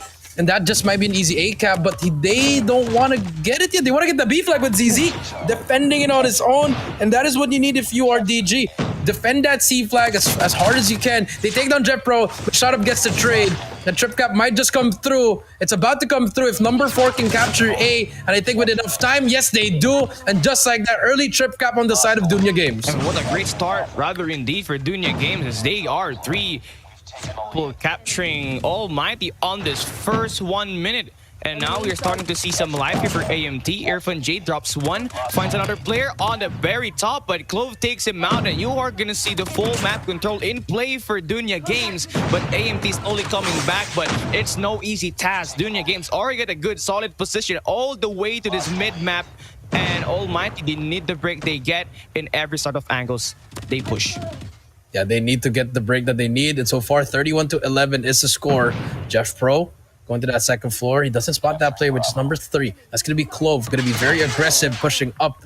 He's going to get taken down, and look at that, 2 go down. Irfan J as well goes down. All the players of Almighty, they finally get a kill, Irfan J, but he's about to get taken down by 2 players. And just like that, map control, positioning, the trades of kills, that is all Dunya Games right now. Yeah, right now, Dunya Games is just winning all these gunfights. And with this zone that they have, it's putting AMT to the edge. Jet Sky repositions, finds 1 player, no turn, and Heaven drops him. And Jeff Pro is going to be teaming up to just kind of get this B flag now in play, and they're going at it. 1 flag to beat. Can he get only it? a few more influence, and this should be it. Doesn't but Zen matter. able to get the attack on the back, and Dunya Games still keeps this B flag. And I mean, Almighty, they had the chance, but DG ESPORTS is putting in a lot of pressure. Take a look at this.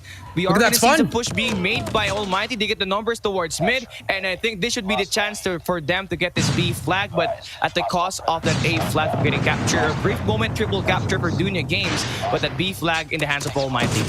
Yeah, the B flag in the hands of Almighty. Jet Sky, he's going to take down 1 player. 1 player that's left. The flick comes through. And it doesn't matter if they trade the flags because the damage has been done, Kali. But the thumper by Shut Up shuts down 2 players. Irfan J gets ZZ. Last player to beat on B. Heaven, what can you find? Lord Van, he's going to get taken down. And for the side of Almighty, a little bit of life there, Kali, but the round's about to be over. Yeah, about to be over. And Dunya Games is showing us what they could do in this first half. And Almighty, they better watch out. They are in the element of Dunya Games. You have to say it. But for now, we are going to see this first half end. It's still pretty doable as long as Almighty, 75. they find the resolve to just kind of win this map. And Dunya Games, so far, everybody is getting involved. Jet Sky getting that prevention towards B. Clove getting the eliminations at the perimeter. Lord Van securing the power positions. Everybody is working to get the flags, and they're also working to get the win. And of course, the kills. And now, early push being made here by DG ESPORTS towards B. And now Heaven and Irfan J, they drop 2 players, and Irfan J gets the kill. And that should be enough to remove the contester towards B. And now, here we go. Almighty showing some life. They got the full clearance, and now they have the chance to get this B. They have a chance to get this B. That is right, Kelly. And now Irfan J, they take down 3, but Heaven brings out his Annihilator. He gets 3 in a row with the Annihilator. Also overextended towards the B. They get that B flag, but the flip has happened here. Heaven, he might just get this player towards that B side. Look at Dunya Games. They're creeping up on that B flag. And if you're Almighty, you're giving up that mid-map control. which is not the best, but it's easier to defend it if you're defending on that second floor. And there you go, DG already hopping on that B flag. Lord Van, what can he find? He's gonna find the other barrel, and now it's gonna be 86 to 61.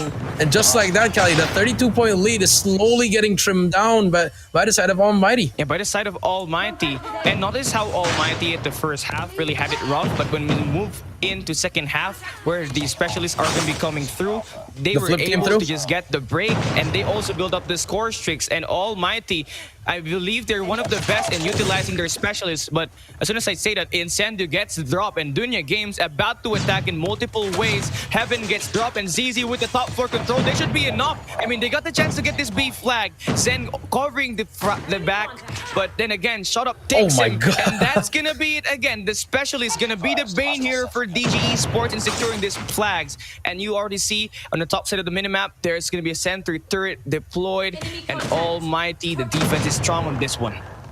Yeah, defense is strong. 101 to 84 is gonna come down to the wire again, Cali. Lord Van gets one. Jeff Pro, he gets taken down. It's going to be a clear B. But Jet Sky, there's going to be one more player. Irfan J is there again. And look at this. How things have changed here, Cali. Another flip coming through. There's going to be 3 players for DG spawning at C and B. 2 players going for that A flag. And I think this is what they need. If they can win these gunfights over that C, this is an easy trip cap for the side of Dunya Games. And there you go. That's what they need. A and B being hopped on again by the side of DG. This is what they need if they still want to win. Irfan J, they're going to try to cap that C flag. And they go A and B, given to DG. Yeah, that's enough. That's enough diversions for Almighty to get diverted, and Dunya Games be able to capitalize on that and secure this B flag. But now another split spawn situation. You are gonna see it. Number 3 in red gonna be capturing that Charlie. And of course, Almighty, they're gonna get this A flag, but they're not having it at all. I mean, 104 to 120. The game is still far from over, but it's very, very close. Heaven finds one, building up on the score streaks rather indeed. 3 in a row. Can we see 4? Jet Sky shots him down, but look at this B flag on the hands of Almighty. A triple capture in play right now, and DG, they find themselves having no flags, but as soon as I say that, they almost get the A flag, but number 4, Irfan J, able to get the turn and gets the kill. But now here we go, sudden death, 120 to 124. Dunya Games, they're currently having it rough. Almighty just putting in the work. Yeah, Almighty just putting all the work. 126 to 124. B is about to be captured, but they prevented it. They cleared it out, and now Zen, he's gonna try to make his play on his own here. 120 to 128, and now Almighty, they get the lead with a 1-point lead. Zen gets taken down, and Dunya Games, they're trying to run to C, and they actually try to get it, almost get it, but there's gonna be one player at the back. Shut Up here. This is a big gunfight here for both players. Shut Up, he's about to get taken down. They get taken down. So the 2 cap is going to go to the side of Dunya Games. They're going to get C and B here. And now let's see how long can they hold it. Still a winnable cost for them. Now Jet Sky trying to make the play. Incendio rips him off the heady. But Incendio gets taken as well. Clove brings out his Annihilator. And here we go. 141 to 138. Shut Up gets one. Now time to hop on the flag. A big kill right here. He takes down Zen as well. Annihilator time for him. But the Pred shuts him down. 143 to 143. Cali, they're going to take the lead. DG, the tie comes through. But now they're going to get that 1-point lead. And if you are Almighty, you got to hop on that B flag as fast as you can. But the Thumper prevents it. The punches come through. And Dunya Games win it again. 150 to 147. And these domination games, Cali, are just getting closer and closer. Earlier, it was 150 to 149. And this game against Dunya Games, and this game between Dunya Games and Almighty, 150 to 147. I'd rather say domination is one thing that we need to watch out for in these coming games that we have. But then again, Clove with that Predator missile, as soon as Almighty went in for the contest towards B, he drops it, and with enough luck, there was no trophy system, so he takes 2 players, and Almighty, they get flushed away, and they had the chance to reinforce and get the clean, and Dunya Games able to turn it on. Very close, and they're really able to end it here with Clove being that MVP. Yeah, Clove with 28 and 18 there. They almost lost that one after Almighty had the control of all the flags, getting the lead. But the 2 cap, the flip came through, Cali. That last flip of the spawns for the side of DG, they managed to get the gunfights that they need. Clove with the Annihilator as well. And for the side of Almighty, the Pred. There was one player who had a Pred. I think it was Clove or ZZ that they were saving it. They dropped it on that B flag. Just smart plays coming through. But if you're DG, you needed to win this game because their S&D right now really not in the best shape. But if it does go to a game 5, I feel like Almighty has that chance to win. But now game number 4, Hardpoint, Kali. Remember what happened in that first game? It was all DG, but it came down to the wire. But it's gonna be that map that we're gonna need to look at. But Clove, our MVP, Kali, 28 kills, 3-5 score. Great plays from the young blood. Yeah, man, great plays from this guy. Not only did he pulled off the dagger at the hard point, he also pulled the dagger with the Fred coming into this final stretch of the game.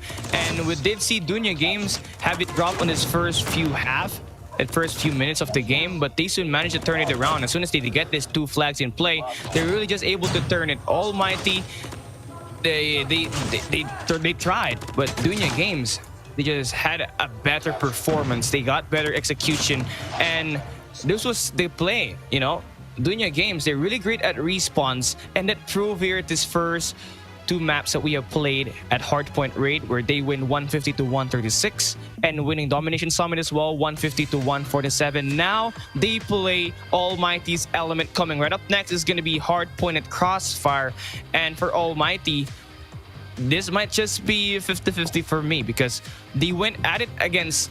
They went and played Crossfire against Emperor 20 LOWKINGS and they lost. And I feel like Dunya Games, they are a better Hardpoint team. And you already know Clove is gonna be that one player that we need to watch out forward to this game. And again, he's got 27.66 kills per game at the Hardpoint that they have played in the last 3 days. And it's all going down to this. Can Dunya Games end it and drop Almighty on that lowest bracket? Let's come and find out as we kickstart this game number 4. DG ESPORTS and Almighty playing map number 4, Crossfire.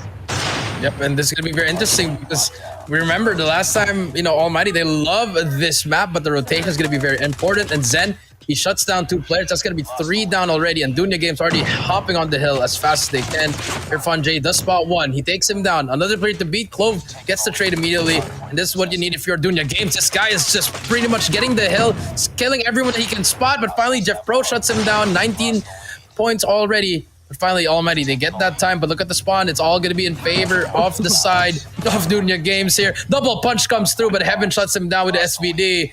And if you are doing the games, you need to get that spawn. And so far, it's only Lord Van on the other side. Almighty, they get the scrap as well as the rotation. You know, it was a pretty great start for Dunya Games, but Almighty, they're going to be here getting that P2, but DG ESPORTS, they get the scrap time, so they would be having a great cushion to go for that retake coming into this P2 rotation. So now, here we go. Let's see how would they stand, because here at Crossfire, you go to one point of the map all the way to the other end, and now Jetsky able to get 2 players. Only 1 more player at the top, and here comes the contest. 1 player, 1v1. Jeffro takes him out. Lord Van, though, gonna win it, and now another contest coming through. This is the second hit coming now, and Lord Van, without his teammate, they would get the kill, and that should be enough. They get the hard point locked in. Almighty, they will spawn all the way to the outer side, and Dunya Games gonna be soaking all this time.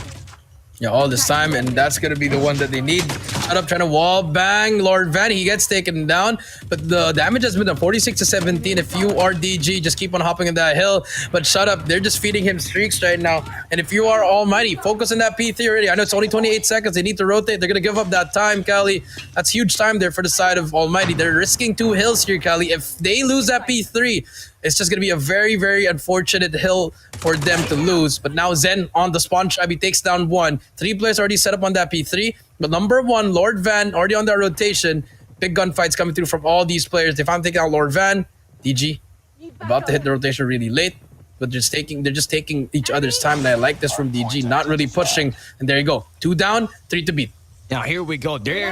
Here it goes, man. This could be the flood coming through now for Dunya Games. And Clove fighting shut up, down, and now the push coming through in multiple angles. Irfan J is gonna get taken down. Oh my god, what a break, dude. The gravity spikes, and now they get the break, and that's gonna hurt Almighty a lot, but shut up finds one. Enough for them to just get in back in the hard point. And now Incendo stepping up for the team. He takes 2 players. Irfan J helps him out, and now they get the hard point for the meantime, and that's gonna be a nice response. Dunya Games, they took over those early breaks, but Almighty, with the way they favored the spawns. It was Wow. just great. But Jet Sky for turning on the Jets, but Heaven shuts him down. And again, back and forth. But Heaven, he goes and There you finds go. 2 players. Fully streaked up already. 11 kills to his name.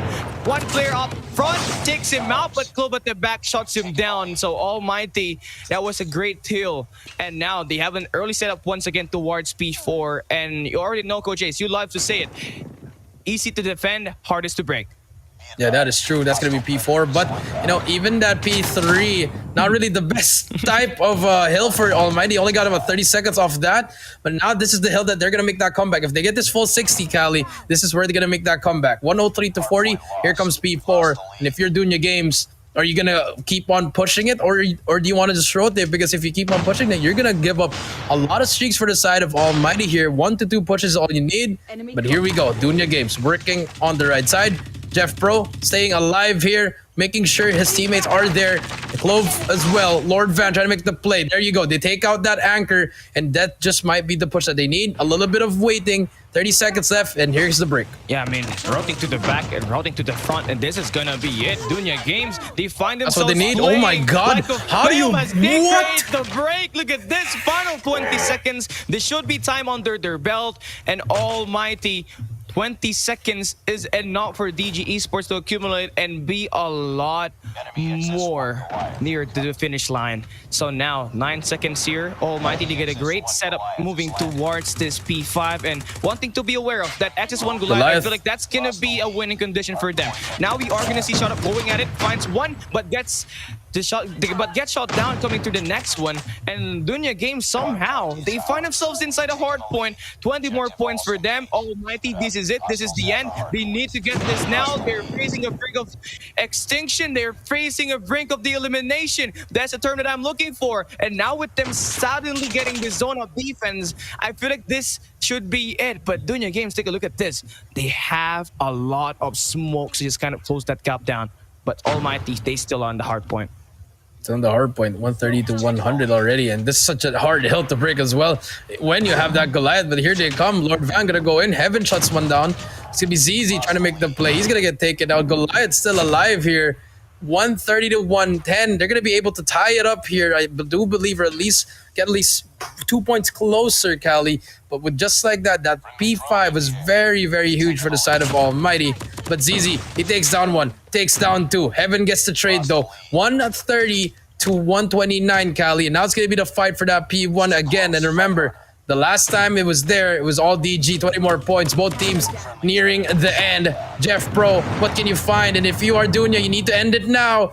Unless if it goes to a game number 5, it might just go to the side of DG. ZZ is gonna find something. He gets annihilated by the Annihilator, and Almighty, they're about to bring it home here. 3 more players to beat. The last push. Lord Van gets one. They spot another one. The Thumper doesn't do its damage, but there's gonna be one more, and there we go. They break it. Cali, 141 and 133. The flood is on, and here we go. Lord Van, they take him out, and there 141 to 136. But Shut Up is there. ZZ with the gravity spike. Irfan J, he takes him out. No last player alive. It's gonna be all up to you, Jet Sky. He doesn't get the kill. 2 more points, 1 more point. But Zen, he defends the hill with the Annihilator. Last player alive.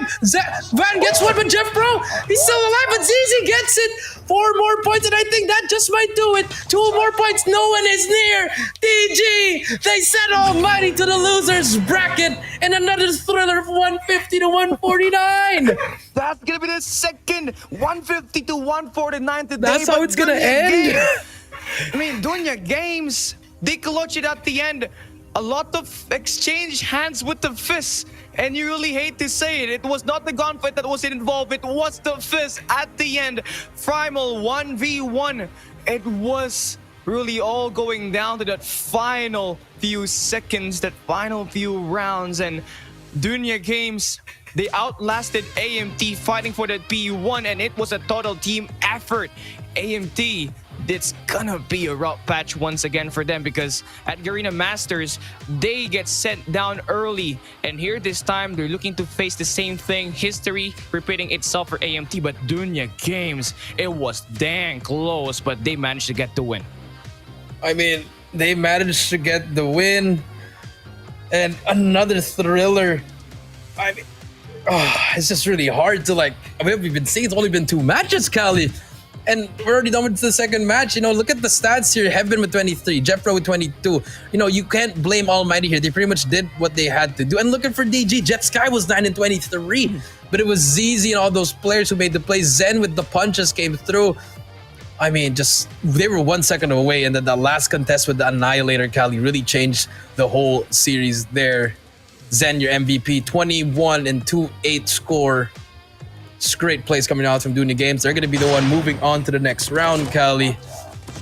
Dunya Games tearing it up, and here are some highlights here. Kali, take us through here. Well, you really need to break a break, man. That final few seconds was just taker, but you know, it was a pretty back and forth. Dunya Games and Almighty, they always fight really close in his first few hard points, but this was the play where Irfan J kind of stole it around. Only one player to beat, and Zen actually managed to get the kill. And this Annihilator play just proves to show you that Specialist is gonna be one of the most important plays that could give you this victory. But no, at the end, you see it, the punch was the dagger, and it's going to be Dunya Games for you, taking the map against Almighty at map number 4, and they take it over. They win 3-1, and Almighty going down to that loser's bracket, and that's a lot of trauma. But for the meantime, Dunya Games, they advance. And one thing to be aware of, they're really great at that response. Yeah, they're really great at that response. And like I said, Kali, that domination, if they get that, they're going to be able to win, because you just need to win 3 respawns in a best of 5. Yes, S&D wins your championships, but if you're Almighty, you just needed 1 respawn to win. That's all you needed to do. But unfortunately, they just struggled. Game 1 was so close. Game 2, it was all Almighty. Game 3, 3 points. Game 4, 1 point. Kali, this is just very unfortunate if you're an Almighty fan. Well, you know, it's all just a matter of execution. And if you underperform at the late stage of the game, you really will find yourselves going down with the lose in the game. So it was great. I mean, Almighty, they fight back, but Clove, everybody was just getting involved in the gunfights at the respawns, and everybody just turned the lights on, and they just flipped the kill switch, and they got this victory. And Almighty, they need to be very aware, because they only have 1 life left at the playoffs. One more lose, and they're gonna get eliminated. Yeah, one more L, and they're gonna get eliminated from the tourney. So going to be very important how 7-9 and Almighty win that, and for DG, I believe they're going to be waiting who's going to win from Blacklist versus the LOWKINGS. That's going to be up next for match number 3. But you know, for the losers, right, that's going to be for tomorrow, guys. We still have 2 more. We got Blacklist versus the LOWKINGS, and for the final match, it's going to be Velvet versus Ultimate Divinus. I mean, just been a crazy day so far. You know, we get a 3-0 with a great ending. And then we get a 3-1 with another great ending, 150-149, with the haymakers, with the punches coming through. It's just really crazy how DG pretty much, when it's respawns, they know how to win it. For S&D, it's just Almighty.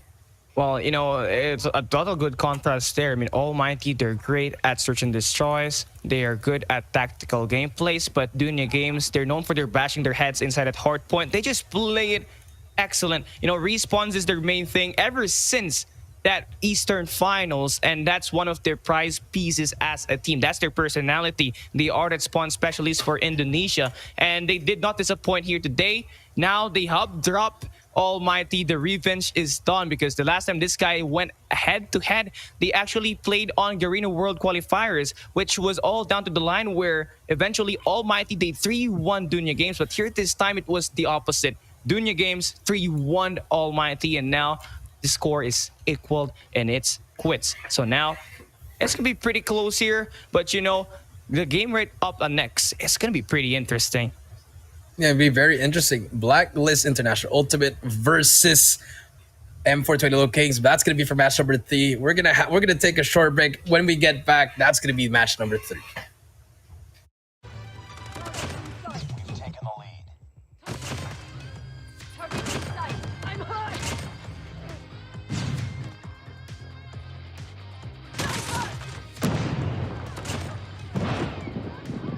Target in sight.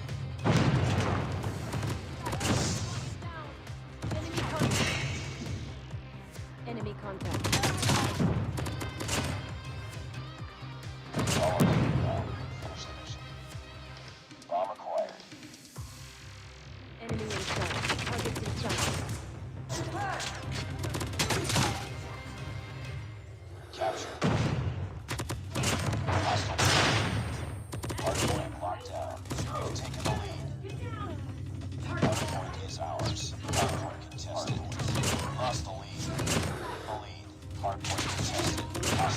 captured the hardpoint. Hardpoint locked down. We lost the lead. Hostiles have the hardpoint. Hardpoint is ours.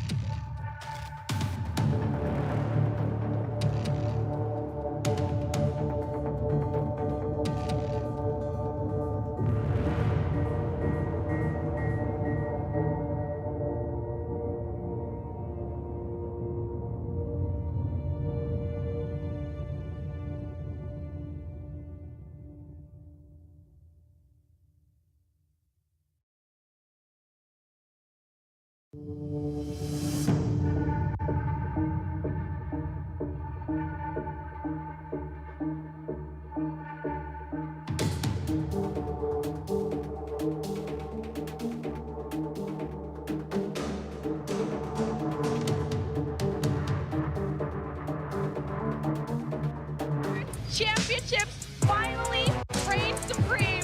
Blacklist International breaks the code. We are coming to CGI to be the champion.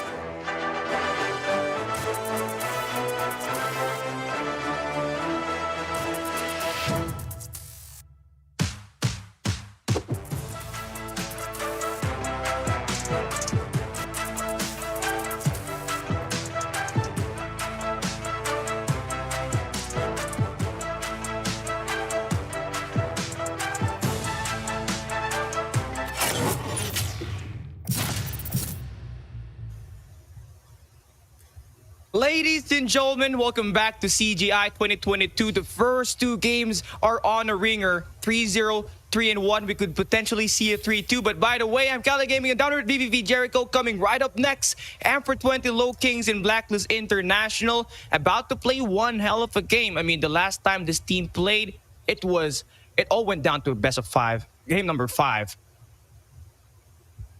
Yeah, I mean, the last time we saw that, we saw Blacklist losing 6-0 in a game number 2, Cali.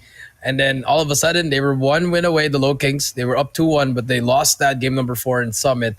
Now, will it be the same, or will the boys get the 3-0? It's a potential 3-0 for both teams, honestly. The way that they're playing, the way that they've been playing so far, both teams can potentially 3-0 each other, Cali. So it's going to be very interesting. What we're going to see here is going to be that maps and mode. That's going to be the most important thing to look at. At the same time, it's the team composition. Who's going to pop off? Who's not going to have a great time? That's what we have to look at here, Cali. Now, as we wait for the next, Cali, they're both Filipino teams. We could say that AMFOR20 LOWKINGS is the second best team in the Philippines right now. You know, it's Blacklist, AMFOR20, then you got Smart Omega right behind them. So, I mean, it's very interesting what's going to happen here. Who do you have? Well, and what's the series score? Well, I feel like it's going to be 3-1 in favor for AMFOR20 LOWKINGS. It's quite a stretch, but I feel like they have the chance to potentially get this game against Blacklist International Ultimate, because at that last game that they played against Blacklist, they proved to be the kryptonite against the Mighty Kings, the Eastern champs of Blacklist International Ultimate. But what do you think, Coach Shea? I if you're going with M420, are you going with M420? Am I right? Am I right? You're going for M420. Obviously, I gotta go with BLACKLIST International Ultimate here just for the sake of debate. I mean, I've predicted them winning 2 tournaments already. One was the Eastern Champions, other was the Garena Masters. Will I go 3 for 3? Maybe. That's why I'm gonna go with them. I'm gonna go with BLACKLIST International Ultimate, probably 3-1 as well. So that's gonna be interesting. They're probably gonna lose the S&D again in game number 2. But if you bring them into respawns, it's kind of like what Dunya Games had to do. They had to win all the 3 respawns in order for them to win. If they lose the S&D, it's fine. They win the domination. They win 2 hard points. They can win it. So that's gonna be, if it goes to a game 5, that's where it's gonna be 50-50. It could go either way. Well, that's quite a tough question to ask here, but I feel like they also have the chance to just kind of get this game. I mean, they are a great respawn team, and we did see that at Garena Masters, and now you see it, the Eastern champs, Jabin, AG, Yobabs, Yato, Tin, and Scared, the 6-man crew comprising the team of BLACKLIST International Ultimate. And we do love to highlight that with Flex and of course one of the sniper from BLACKLIST Ultimate officially living, Yato and Yobabs subbing in, proved to be a way more threat as they are overpowered, as we did see them actually play at Garena Masters. I mean, yeah, we saw them. They ran away with it. They only lost 1 map in the group stage, and then the only scary part that happened to them was when they almost lost to the LOWKINGS. It was their biggest threat, but after that, they ran through. They went to the finals. They beat ALMGHTY. Now they're here in the playoffs. It's their time. Let's see what's gonna happen here. But now it's gonna be very, very interesting if the BLACKLIST International Ultimate boys can bring it home again. You know, Skirt, you gotta watch out for him. One of the best players in the team. It's gonna be very, very interesting what we're gonna see here. So far, it's gonna be interesting how the BLACKLIST boys play this out. The mappings are gonna be very, very crucial. But now let's take a look at the M420 LOWKINGS. We got PJ, Yopi, Kalo, Raf, Luffy, and Olea. Olea here coaching them, probably has a huge task above them. You know, with them they should be banning Summit here, but let's see what happens here. And Kali, you know, I can't really hear you. I know I think you have to relog from our production. But the M420 LOWKINGS now, we do see them after that great first series. It's their time. Do they still have the momentum, or will it just all be BLACKLIST International Ultimate? But so far, as we wait for my partner Kali here, no, the story here is the LOWKINGS. Can they do what they did to 7-9 again? Will it happen again to the side of BLACKLIST International Ultimate? But then again, they are the Eastern champs. And let's take a look at the maps and modes. And we do see the LOWKINGS. They win the coin toss just like the last time. And now Annihilator, Hackney are going to be banned by BLACKLIST International Ultimate. The LOWKINGS, they banned the Sparrow as well, the standoff. So Purifier is in the LOWKINGS. Again, they bring it back to Hardpoint Raid. And for S&D and Summit, that's going to be a very good... Both teams are really great at Summit, but the LOWKINGS, we saw what happened in that first series against SM9. It was a 6-1. For Domination, it's going to be Crossfire, the LOWKINGS. They really love this map. And for game number 4, it's going to be Hardpoint on Takeoff. Game number 5, S&D Fire Range. All these games are very, very good. I guess the only map that's going to be really hard to predict is map number 1, because both of these teams are very good at it. But map 2, it should go to the side of BLACKLIST. Map 3 should go to the side of LOWKINGS. Map 4 should go to the side of BLACKLIST. And for map number 5, this is where BLACKLIST got 6-0'd in that S&D. So it might be the same performance, but now that we have Kali back, Kali, what are your thoughts on these map picks?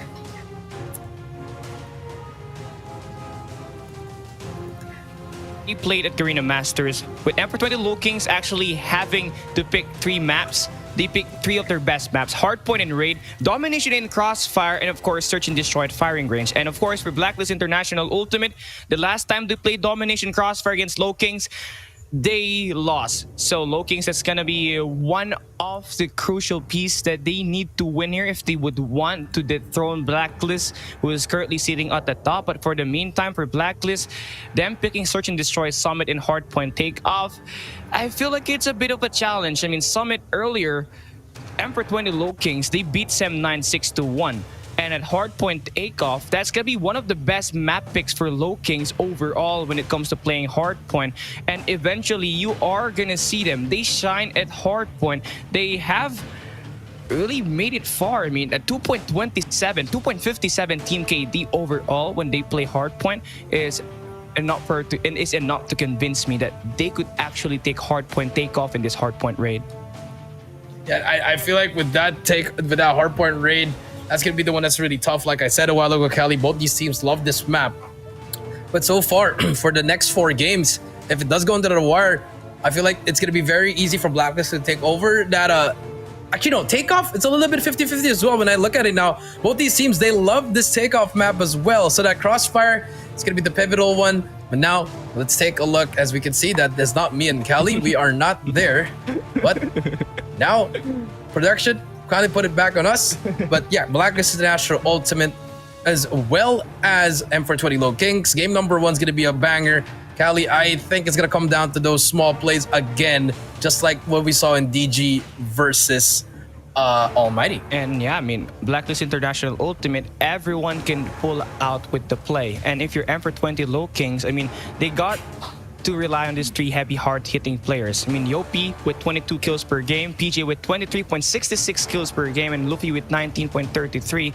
These 3 players, we need to see them play the exact same thing that they did on the first match, because they were absolutely crushing the competition, especially against Sem9 on those hard points. So if Yopi, PJ, and Luffy could step up once again here today against Blacklist International Ultimate, I actually see them winning, but it's tough because you're playing against the Garena champs.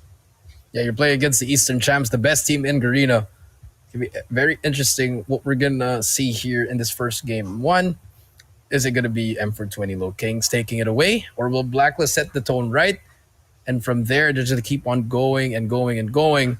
Like I said, it's a potential 3-0 for both sides, but it can also go down to the game number 5. It could also go down to the game number 5. Will history repeat itself once again? Because the last time that M420 LOWKINGS and Blacklist International Ultimate played, it all came down to a game number 5, where eventually it was our boys from Blacklist who proved to be worthy to win against M420 LOWKINGS. But then again, today's a different day. Yesterday is yesterday. Today is going to be a different day. And wow, a lot of word that I just said. And LOWKINGS, I feel like if they would want to win CGI 2022, they need to stay in this upper bracket as long as possible. Yeah, they'd really have to stay on this upper bracket if you're Blacklist, because this is your first series, your first match. You didn't play the group stage anymore. You already had that the championship benefit, but now it's time for them to show up if they are really worthy of this. And no doubt they are worthy of this, the title of being the Eastern champs. They won it, but now against M420 LOWKINGS, it's going to be the rematch. Will it happen again, Cali? Or will the LOWKINGS finally dethrone them, send them to the losers bracket, and get themselves into the semifinals going up against Dunya Games? Yeah, well, one thing that to be aware of, I mean, M420 LOWKINGS, there is something that's actually plaguing them, and it's going up against tough teams. Blacklist International Ultimate, ALMGHTY, they were great, but one thing that they lack is closing the games. And I feel like if they want to go to the next level, they need to close it down against these top tier teams, because that's actually giving them a rough time. I mean, the last time they played against ALMGHTY, they were 1 round away in Search and Destroy to close it and to get that number 1 spot. But then again, they blew it, and basically it crushed their momentum and of course their mood in the game. That's true. So a lot of momentum swinging is gonna happen here as we wait on the start of the game. Raid Hardpoint again, like what we said, Kelly. That P3 and P4 very important. Whoever's gonna swing that P3, if you get the rotation fast, if you get to control the spawns, it's just those small things. You know, studying about the league spawns, about those squad spawns as well. Very, very important in this game. So P3 and P4 going to be the huge ones that we have to look at. Yeah, we really have to look out for that, especially at Raid. Basically, P3 and P4 is where the specialists and the score streaks lined up. So if you could invest your specialists and find good value off of that, I mean, you have the chance to actually get a lot of points in that hard point. But then again, you need to zone up even more to just kind of defend all entries that we are going to see here at P3 and P4. At, of course, the garage, you got 3 entries. 1 at the mid, 1 from the gym, and of course, 1 at the generators. The basketball court, it's actually way narrower. You got only 2 entries. 1 from the front, and of course, 1 from the staircase. And if you can isolate, then you can desolate and of course score all those times. Yeah, that is true. Pretty much if you hold down that P4 is going to be very huge. If you make them spawn the top jungle, there's only one way to go down. Go down the stairs or hit the pool side, which if you are the low kings, you just really control that pool side, get that Tiki, let the enemy spawn on top. Going to be very, very easy for them to hop on into the game and pretty much win that. So P4 streaks are also going to be very important. So now that we have the Purifier, are we going to see 5 Purifiers in the game, or will we only have 1 Purifier? Unfortunately, Kali, I think he did disconnect from the VMix, unfortunately. But now, as we can see, guys, there he is. He's back. He's back, guys. And someone clip that. That is going to be a meme for a couple of days. Not my fault, Kali. But yeah, the Purifier going to be in the game, Kali. Is it going to be effective? Are we going to see a Death Machine or a Gravity Vortex here? Do you want to see 5 Purifiers for the team? Well, I feel like Purifiers is going to be very handy, but you need to balance it out. You need 3 for the close range. You need 2 for that long range engagement, especially when you are there at P3 and P4. That machine will be proving worthy if you want to break this hard points all the way to the other end. So for now, it's going to be all going down to how will they invest this specialist and also how will they be able to actually build up the score streaks, because at the end of the game, it's the score streaks that's going to be mattering a lot. So we did see M420 LOWKINGS actually did that earlier against SEM9. I mean, Luffy was just one hell of a player, crazy score streaks, build it again and again and again at the respawns. And if we could do that here once again, I feel like they have a chance to win it. But looking at BLACKLIST International Ultimate, their gunfights are just insane, Coach Shay. Yeah, their gunfights are just insane. And it's just a matter of those individual plays. Mechanically sound, I feel like both teams match up well. It's just the execution of how those strategies are going to be aligned. And if you execute it well, you're going to win. If you don't execute it, you're going to have a hard time. So it's just a battle of strategies, a battle of coaches. I like what I'm seeing here. It's just going to be a great matchup. Definitely a best of 5. It's going to be a 5. It might just go to a game 5, dude. Well, I'd rather agree as well, because it's just going to be back and forth. I could highly feel with both these kings actually playing. And you already know, you said it earlier. I mean, BLACKLIST Ultimate, they're the top 1 in P8.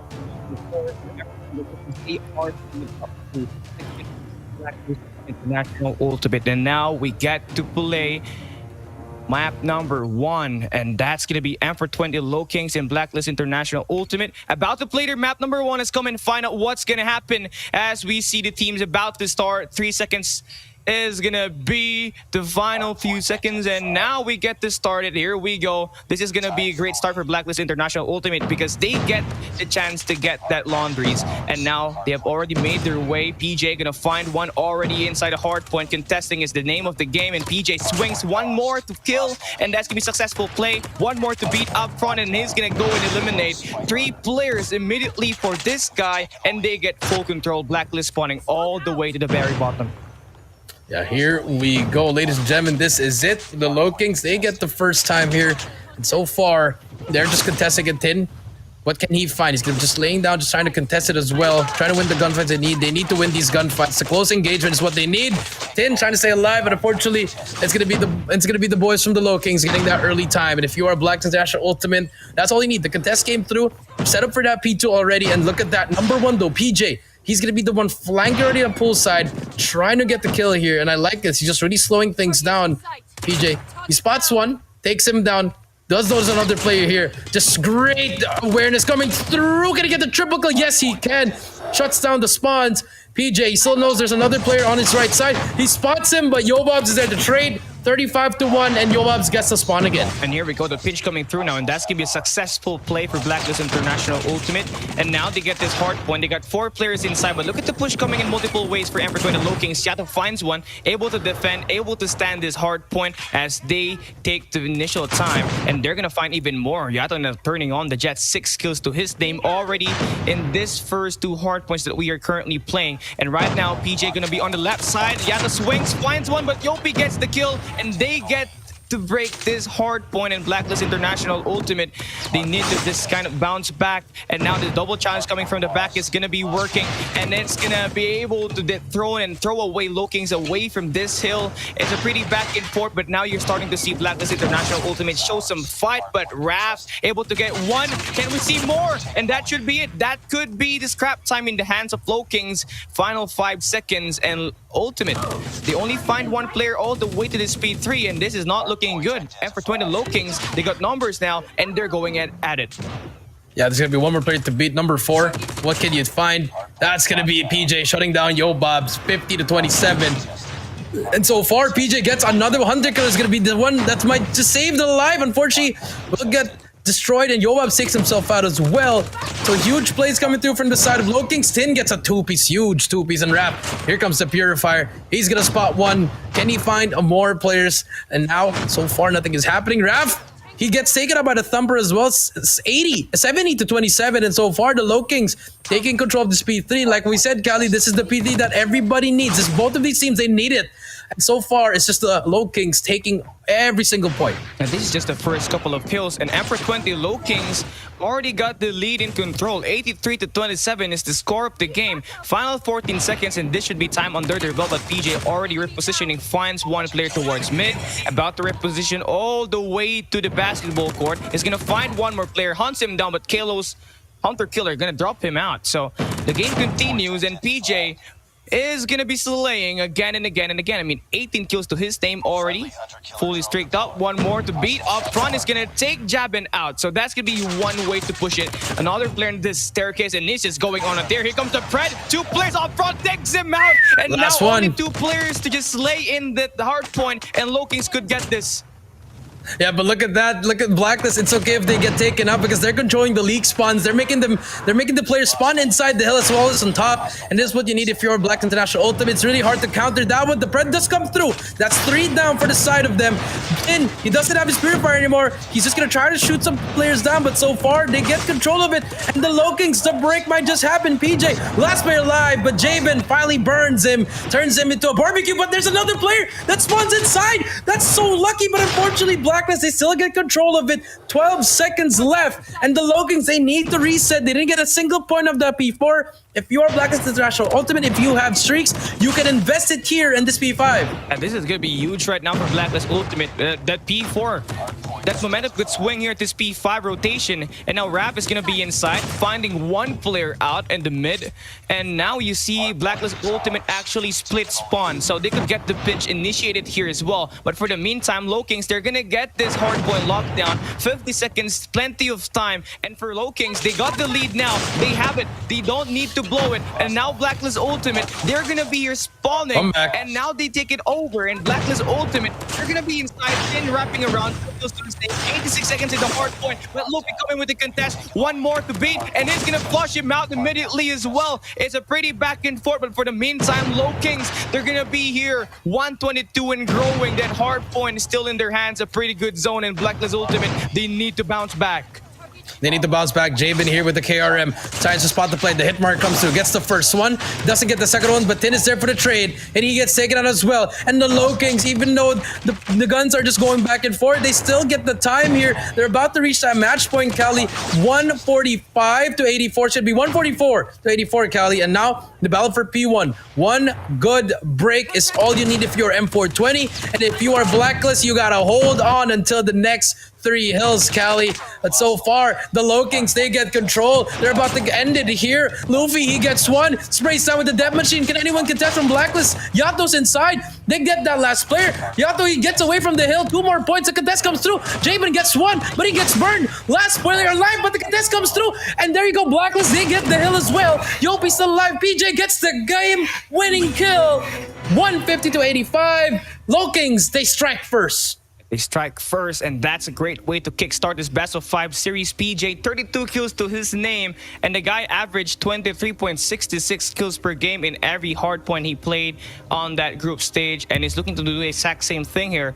And LOWKINGS, right from the start, they have been winning those rotations. They have been winning all these gunfights, and Blacklist International Ultimate, they had it at the end of the game, but it was too late, and LOWKINGS already got a lot of momentum to swing it, and they just overall take the victories. Take a look at these numbers. Crazy, insane for LOWKINGS. Everybody was getting involved. We did say PJ had 32, but Luffy scored 24, enough for him to be the MVP. And everybody was just getting involved inside that hardpoint, Coach Jay. Take a look at the stats on that hardpoint time. Yeah, I mean, that time from Luffy, 52. You have on the side of PJ 41 with 32 kills, Cali. Like I said, slaying power is what you need. I mean, just great stuff coming through here. And Black International Ultimate, if Yobabs, one of your best players, is struggling, as well as Scared, your IGL, they're gonna really have a hard time here. They need to step it up in the next couple of games. But so far, I like it. The LOWKINGS, it's just like the last time, Cali, for that game number 1 in that Garena Masters, they strike first as well. And they strike first, and they also strike the second as well, winning Search and Destroy. But here this time, it's completely, totally different, because on that map, on the last time they have played, BLACKLIST International put up an even greater fight, but here this time, they kind of underperform. Look at this, LOWKINGS, 107 total kills, and for BLACKLIST, 85. And if you don't win gunfights, you're not going to win any sort of respawns. And BLACKLIST, they need to turn it around on the Search and Destroy. Yes, we are going to see it later on, but for the meantime, Luffy is going to be the MVP. 24 kills to his name, 3,944 points to just kind of complement the way he influenced the game. The guy was just everywhere, and Luffy, he's that third scorer for the team when it comes to scoring kills. And this guy, before playing here at this finals or this playoffs, scored 19.33 kills per game at the 4 matches that they have played on air matchup, the group stage. But now let's take a look at some highlights. I mean, Coach Jay, what can you say these first 2 rotations? I mean, first 2 rotation was all the LOWKINGS. PJ here, that flank that we saw in P1, Cali, the one from the pool side, pretty much just, you know, gave a lot of space for the side of LOWKINGS to push through, because their teammate was getting so many kills, Cali, in this P4. We thought it was going to end here, but BLACKLIST, they had control of, they knew what to do in P4, and that was really great. They made their teammate spawn inside, but now it's going to be game number 2, Cali. It's going to be SND and Summit, where in BLACKLIST, they chose this one, but we don't know if the LOWKINGS have some counterplays here. We'd seen them played a while ago. They 6-1'd SEM9. Now let's see if they can do it again, or will BLACKLIST force that 1-1 tie? Yeah, I feel like here at Search and Destroy Summit, the snipers are gonna be one of the cornerstone for each team to win. I mean, for LOWKINGS, they got Luffy, and of course for BLACKLIST, they got Yobabs. And another thing to be aware of, someone from BLACKLIST, someone from Emperor 20 LOWKINGS has to step up and win the close range engagements. For, of course, BLACKLIST, Yato has been that player. For LOWKING, it has been PJ or Yopi, neither of the two. But now, we are going to see its Summit map going to be picked by the one and only BLACKLIST International Ultimate. Now, let's see how would they be able to stand the attacks, the defense about to be made by Emperor 20 LOWKINGS, as we are about to start this map number 2. Here we go, round 1 opening up. BLACKLIST, they start as the attackers. Yeah, they start as the attackers, and now you see what's gonna happen here. But so far, everything just slowing things down. BLACKLIST International Ultimate on the flank, but Raph though made his way to the back here. This is where usually what Jabin does here. Spots one on the right, spots one on the left. Takes his time, hit marker. Unfortunately, you hate to see it, but he gets the kill though. There's another player. Yato doesn't turn around there. That's a 2-piece for Raph already. And so far, this is what we talked about LOWKINGS. They can pretty much beat you in S&D. Raph gets one. Draven gets PJ though. But 4 versus 2, Cali, where Jabin as well as the bomb carrier AG gonna be all the way in the middle. But the control of the map is gonna be given to the side of the LOWKINGS. And right now, LOWKINGS continue to show that momentum that they have against SEM9 on the same exact map. But no, for BLACKLIST, it's still doable as long as they get 2 kills. And now Raph finds one. Their Thumper come through, and now the kill won't be enough. The damage was there, but the kill would be initiated. And now you're gonna see a little bit more of a slow pace action here for BLACKLIST. They're trying to slow it down. AG from the top, he makes it drop, and he drops Yopi. So now 1 more, and we get to see an equalized number of players inside the battlefield. Yeah, Spider-Man AG just jumping down. The parkour came through. But you know, Luffy. Oh, another hit marker. Jabin gets a hit marker. Luffy gets a hit marker. And I like this from the side of BLACKLIST. They're letting AG double peek it because they don't. I don't know if they know Jabin's right below them. This might be the play that they need. Jabin, the best trigger discipline right now, but I feel, oh, that timing. Timing is everything here. Jabin gets one, AG gets one, another one, but Raf gets one as well. Now it's gonna be a 1v1. Raf with the shotgun. What can he find? The CBR trying to run away with his life. Jabin misses that shot. Raf also misses it. A 4 versus 2. And Blacklist, they get the first round with Jabin and AG's heroics. I mean, that's the experience that Blacklist Ultimate has to offer in the table.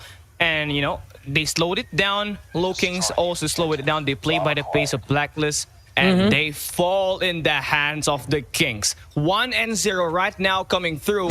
And LOWKINGS, they better watch out. Not only they do need to be complacent, they need to start strong and end it as well. Because right now, that's not going to cut it. There you go. Just from the first round. So now Luffy finds one, gets the second no babs. So 2 players out officially for Blacklist. And now we get a 3v4. Yeah, we got 3 versus 4. Skirt does get PJ though.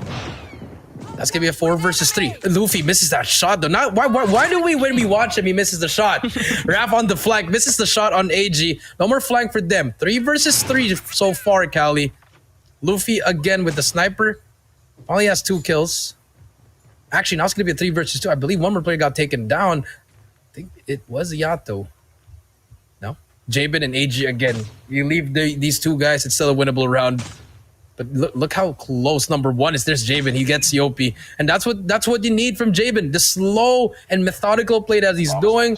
I know he's just doing it in a one-man play, but it's been working out for them. He's just making plays after plays. AG, he gets spotted by Luffy. That should be a defuse as fast as they can. As long as Jabin peeks it at the right time, this should be the one, Jabin. This is just timing right here. 30 seconds left. I think he knows someone's going to be behind him. The timing is there. Jabin, he does get one, but Kalo is there for the trade. And just like that, finally, M420 LOWKINGS, they get it 1-1. I mean, nice pinch play maneuver there for LOWKINGS. One coming towards mid, one other on that staircase in Blacklist Ultimate. Jabin, he slayed one, but that was enough. That wasn't enough because LOWKINGS, they got the trade. So now, you see it, LOWKINGS with the response. Now it's going to be pretty back and forth here, but do be aware of Luffy. It's going to be one hell of a player to watch out for LOWKINGS. The guy just scored 3 kills at that last round, enough for Blacklist Ultimate to go down in numbers. So now we are going to see it here. Round number 3. Take a look at the map. 3 players in red, already in mid. And Yato able to extend out, dropping Yopi, and now pushing all the way to A spots. Another player, here comes the 1v1. Takes Raf down. There you go. You see a 3v5, and now Yato is not here. He's back for blood. One more player to beat. Chases Luffy down. He's not going to find a player. He's going to be repositioning back to his initial zones, and that's going to be it. Bomb down, 3v5. Yeah, the rush just came through from Blacklist. I like it. You know, they slowed it down 2 rounds. Now they just rush it through. Skirt on this head glitch. Luffy, he knows Yato is near. And I mean, yeah, Yato is going to be very near. But there you go. PJ, he takes down Jabin. See if he can spot Smorn, but Yato from the back takes him down. 2 versus 4 here. What can Luffy fight? He spots one on the far right. He takes down AG. That's going to be the first kill that they need. Going to push through. But Luffy, as well as one more player, they're going to try to push this one. They have to make a play here. Luffy, he's going to get sprayed down by Skirt. It's all up to Kalo in a 1 versus 3. No time left. Great round for the side of Blacklist International. I mean, Blacklist International Ultimate, that was just fail. Late at round number 3. Notice how as soon as they get the bomb down, as soon as Yato create this to 2 kills, they eventually put the pressure towards A because they know that the bomb is open. So as soon as they planted, LOWKINGS had a rough time rotating because they don't have the numbers. And LOWKINGS, if they do want to win against Blacklist, they need to have numbers. And Jabin able to get the first blood once again. Luffy gets taken out, and Blacklist International Ultimate, they're really good at controlling this mid map. Yeah, and that nade alone, Jabin, he unfortunately couldn't get through that second railing. It's good now. EJ, he does spot one. Ooh, the pre-fire. I think that might just. I think Skirt might have heard that. It'd be very interesting what's gonna happen here. Skirt spots one. There you go. He gets one. Kalo gets taken down. PJ gets taken down. 5 versus 2 now. Jabin. Bomb has been planted. Trying to spot that player.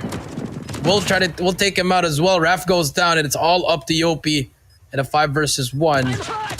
Spots one, tags him up, but Skirt finishes him, and just like that, like I said, Kali, you know, Blacklist, they threw the bait. They're like, let's play Summit, and we'll play it better than you. And so far, 3-1 is the score. LOWKINGS, they need to get around here so that once the switch of sides come through, it's a little bit closer.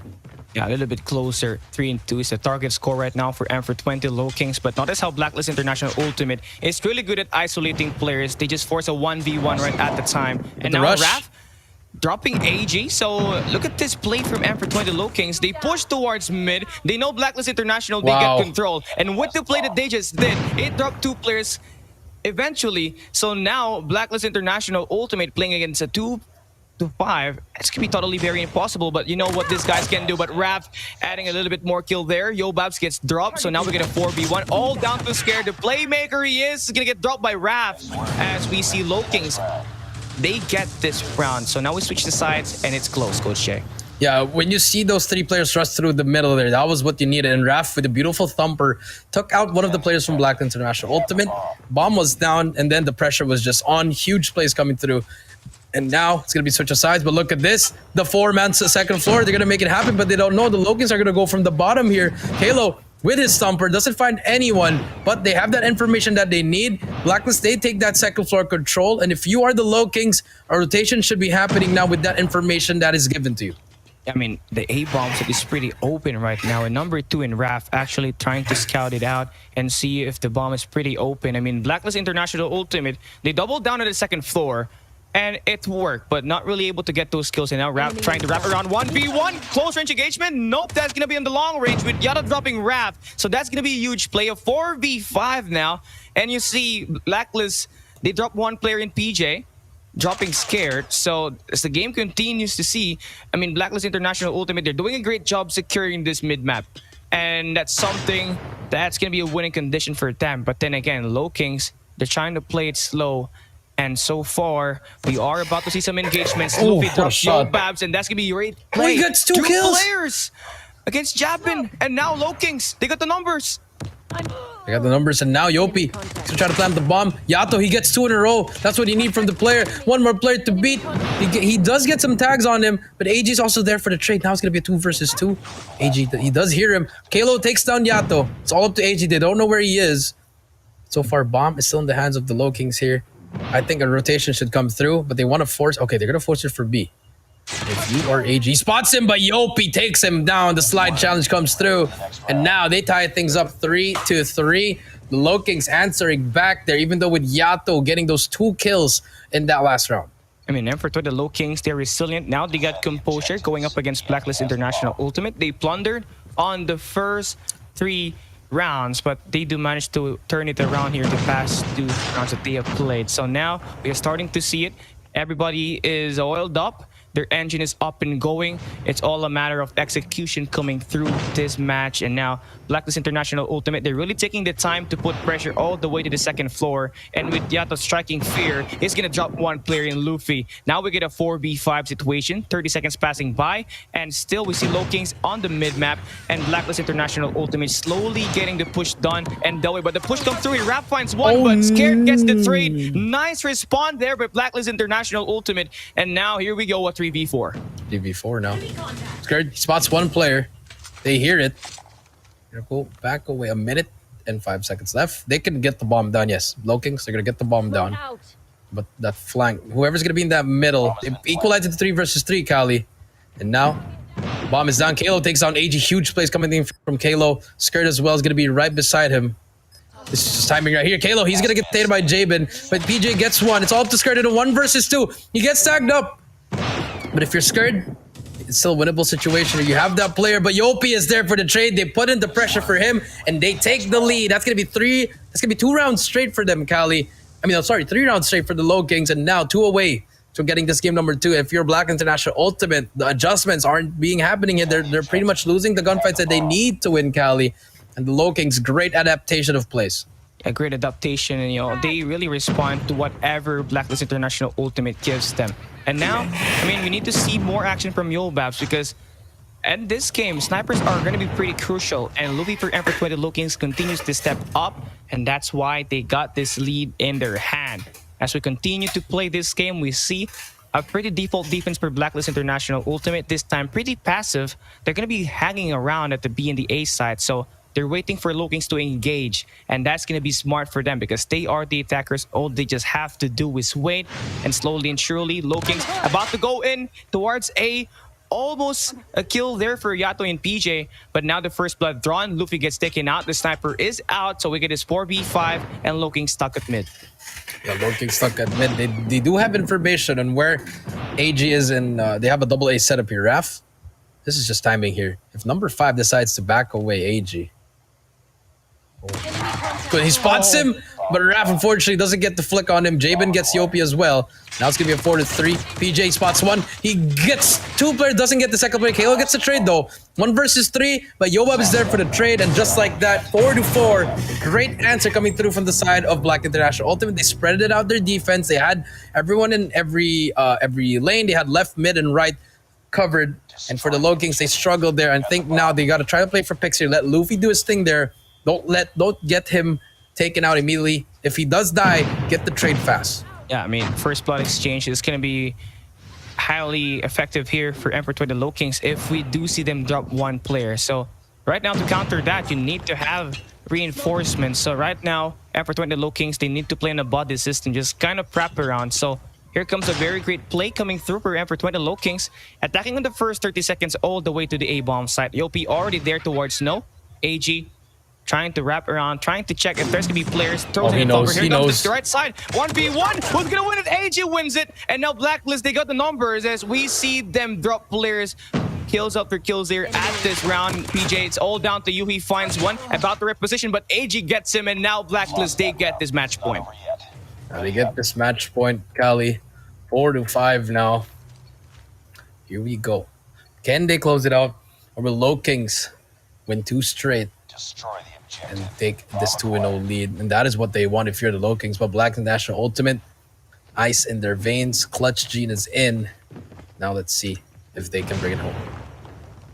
Yeah, you can't just remove the fact that LOWKINGS won back-to-back when it comes to clutches. So now LOWKINGS trying to play it very fast here this time. Planting that bomb in the first 15 seconds. That's gonna be a challenge. Now here we go. 5v5 retake. Utilities coming through now. Stun check, by the way. And Yobabs is gonna be here. Going in with a scope. Hits 1, but Yopi and Luffy dropping 2 players now. Final 30 seconds, and all they just have to do is waste that clock and play for trades. And now here comes the attack from Yobab. Spots 1, but AG coming in from the top 4 control. Gonna find 1. And now we get the numbers equalized. About to find 1 more. Drops PJ, and now this is gonna be great place for Blacklist. They now have the chance to close it down. Luffy with the scope, can he turn it around? Finds the first player. AG comes in with a deny, and Blacklist International Ultimate, they get map number 2. Yeah, that was a really bad map number 2 for the side of LOWKINGS. During that last round, they had it there, Kali, but the way that they played that last round was really unfortunate. They were pretty much, they had the advantage, Kali. 5 versus 3. AG gets 1 on the head glitch. He doesn't even spot that player. The other one, Kali, they were just running away to the other side. I don't know what was happening. A little bit of composure there. They lost that composure. Not much focus there. I feel like if they played out a little bit more passive, if they got the quarters that they needed to, all they had to do was pretty much wait. But unfortunately, the LOWKINGS, they suffered defeat there. And now it's going to be game number 3, Domination, Kali. Look at the leaderboard. Yato with 12, Jabin with 10. If you're Yobabs, you've been struggling back-to-back games, 9-22, 2 kills in S&D. He has to step it up. And he has to step it up. And right now, he can't keep on relying for his teammate to just kind of get all these kills and this win. He needs to support and he needs to get involved.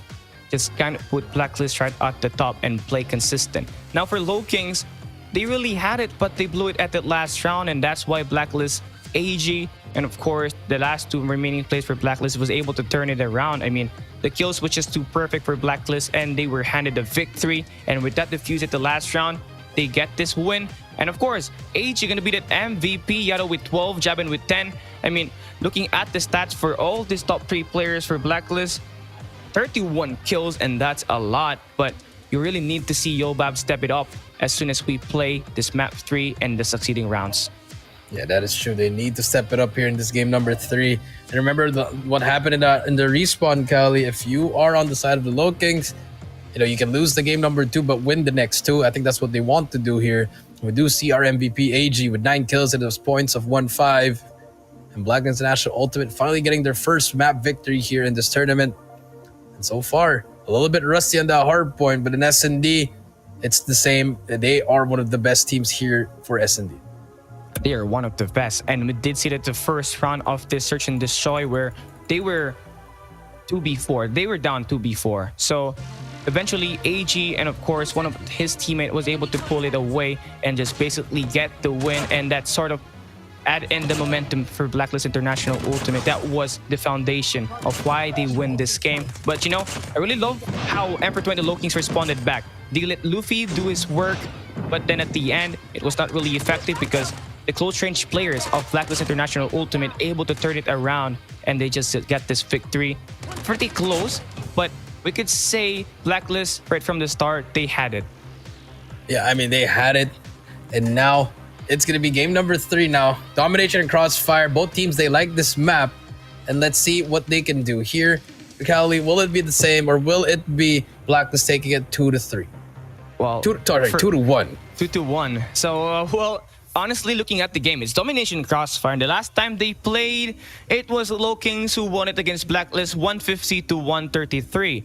But here this time, you are going to see our boys from Blacklist going to pick the side. So that's going to be a pretty interesting take here. But again, going up against LOWKINGS, who's currently undefeated at Domination Crossfire here at the group stage event.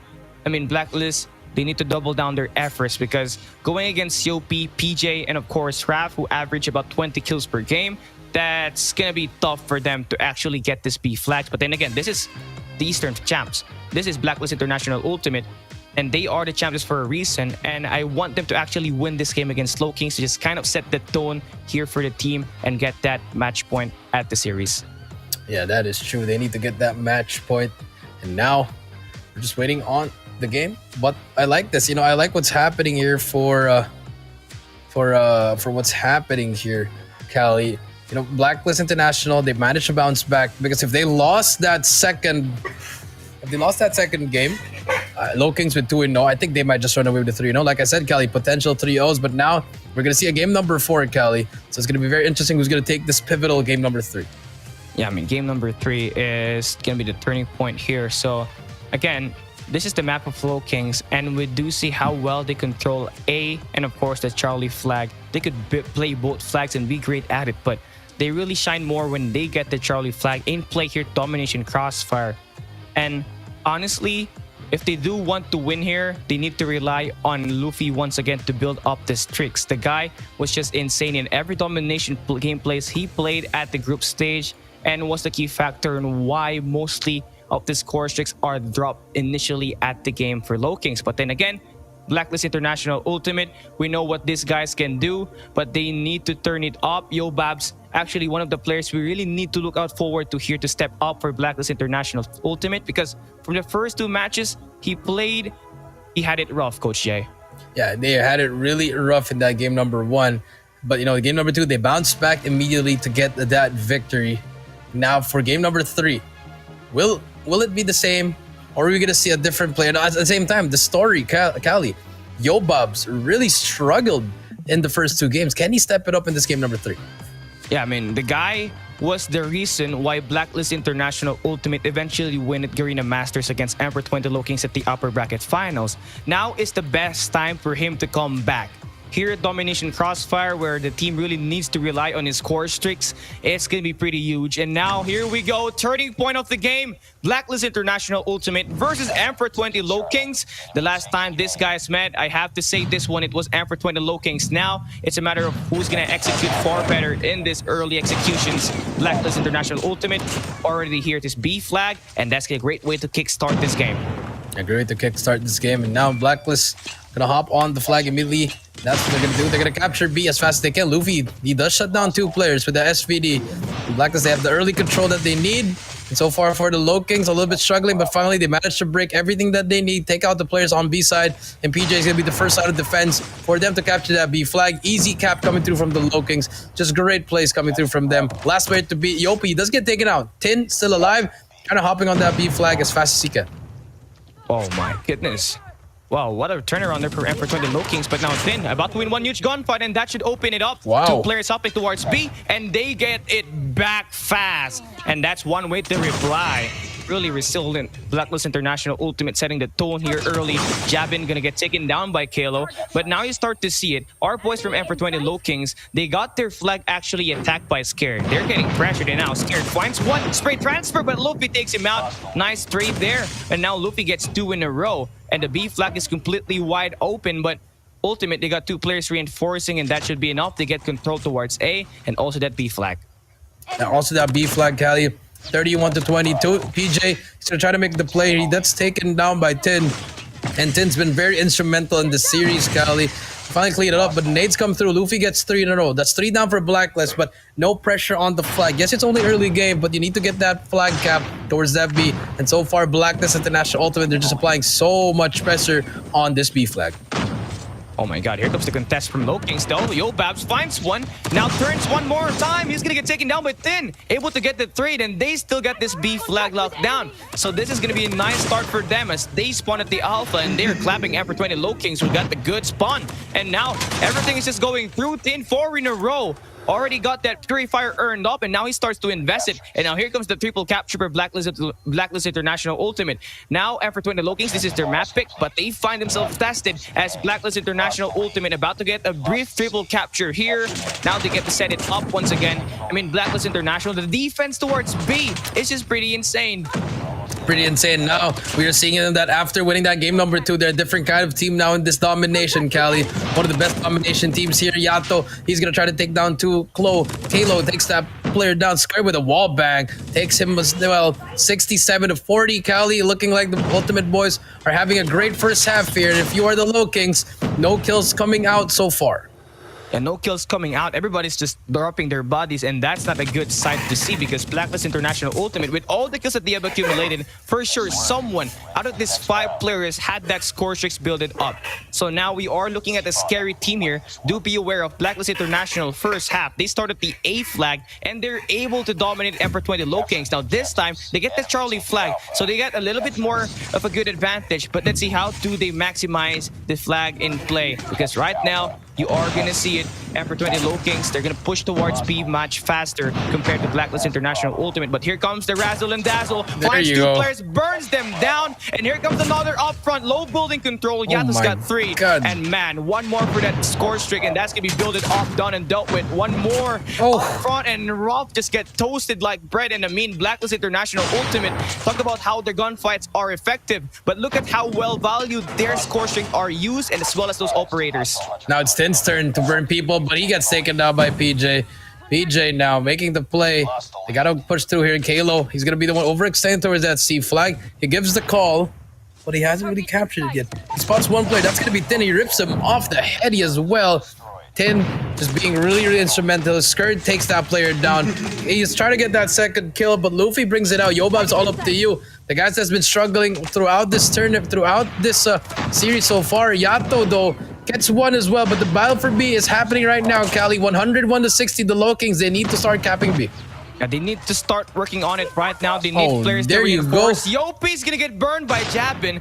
In no way whatsoever did we see Jabin very close, but I think he died. But for the meantime, 3-man player really capping it off. And now they get 2 flags, and that's going to be a great way to start. But Yata from the back, going to work around, but he's going to get dropped as well by Kalo on the back. I mean, back and forth trades we go. And for 20 LOWKINGS, they do manage to defend. And now they got players to reinforce this B building. Now the question is, would they be able to keep it up? Would they be surviving? Would they be winning the gunfights? Would they have the score streaks to back them down? Because about now, you are going to see Blacklist about to attack in multiple angles. Yato finding one player up front, wins one, and now this bomb side or this B flag, it is pretty open, and now 2 flags hopping through. 2-man player getting this B flag successful. PJ late to rotate, he finds 1 player, and now he gets another up front battle. Jabin gets taken down, and I mean, it's a pretty back and forth, but for 20 LOWKINGS, they need to get this flag, and that's one way to kickstart the comeback.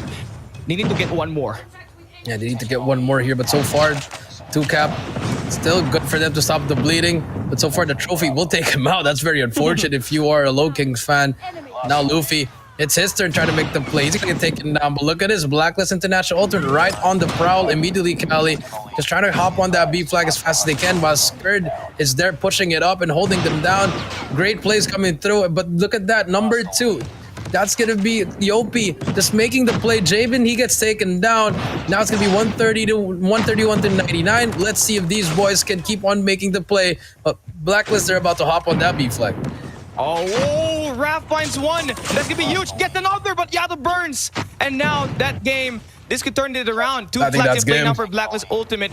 And now the only way for LOWKINGS to actually win this game is get these 2 flags. And with Blacklist Ultimate just going at it, riding on the momentum, everybody was just getting involved. Final 10 points for the win. LOWKINGS, they need to start by getting this Charlie flag and get this B flag as well, which is totally, utterly impossible right now at this point with the way Blacklist is controlling the map. 17 kills, make it 18 for Scared.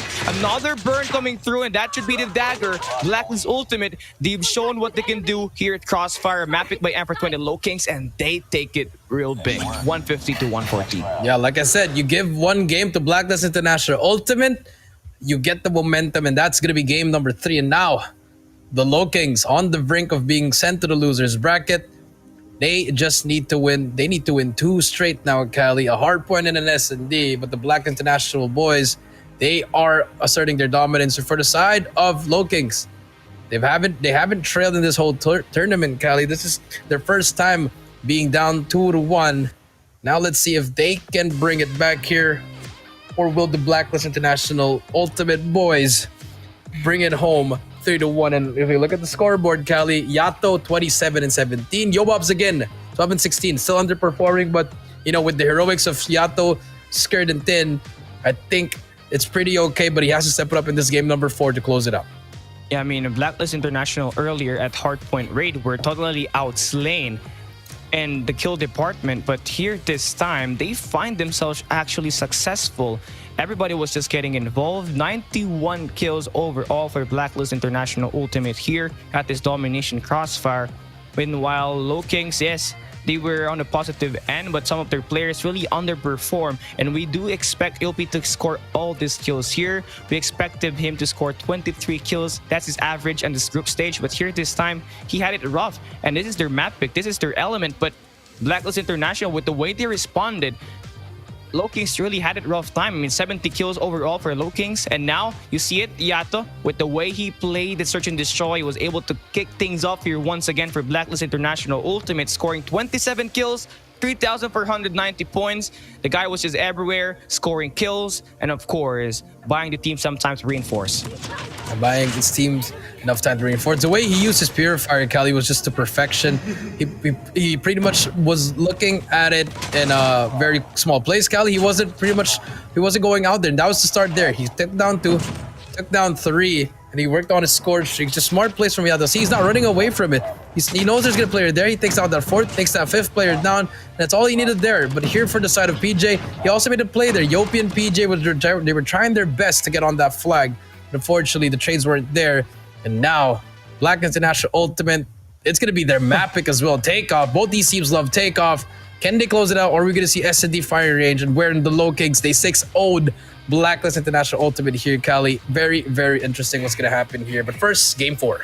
Yeah, game 4. I mean, LOWKINGS, this is going to be a must-needed win for them because they find themselves trailing in this series. And I love that map number 5. It serves as a last stand for LOWKINGS, but also a last stand for Blacklist International Ultimate. And I feel like here, this time with map number 4, yes, this is going to be a map pick for Blacklist, but for the matches that we've seen so far where Emperor20 LOWKINGS played, they find themselves very successful at Takeoff, but then again, Blacklist International Ultimate, this is one of their best maps as well. And of course, you already know how it's going to be used. I think the Death Machine could be pretty effective here, as well as the Purifiers and at Hardpoint Takeoff. I mean, P3, P4 going to be that Hardpoint that you really need to hold, especially with the specialists. Especially with the specialists here, it's going to be very important. How are they going to use it if the gravity vortex is coming out? It's going to be very interesting what kind of strategy both these teams are going to use, but definitely the Purifier is going to come into play here. As I think 3 Purifiers, 2 Death Machines could be the way here, but here we go. Takeoff, game number 4. Will Blacklist International Ultimate go to the next round, or will the LOWKINGS force another game number 5?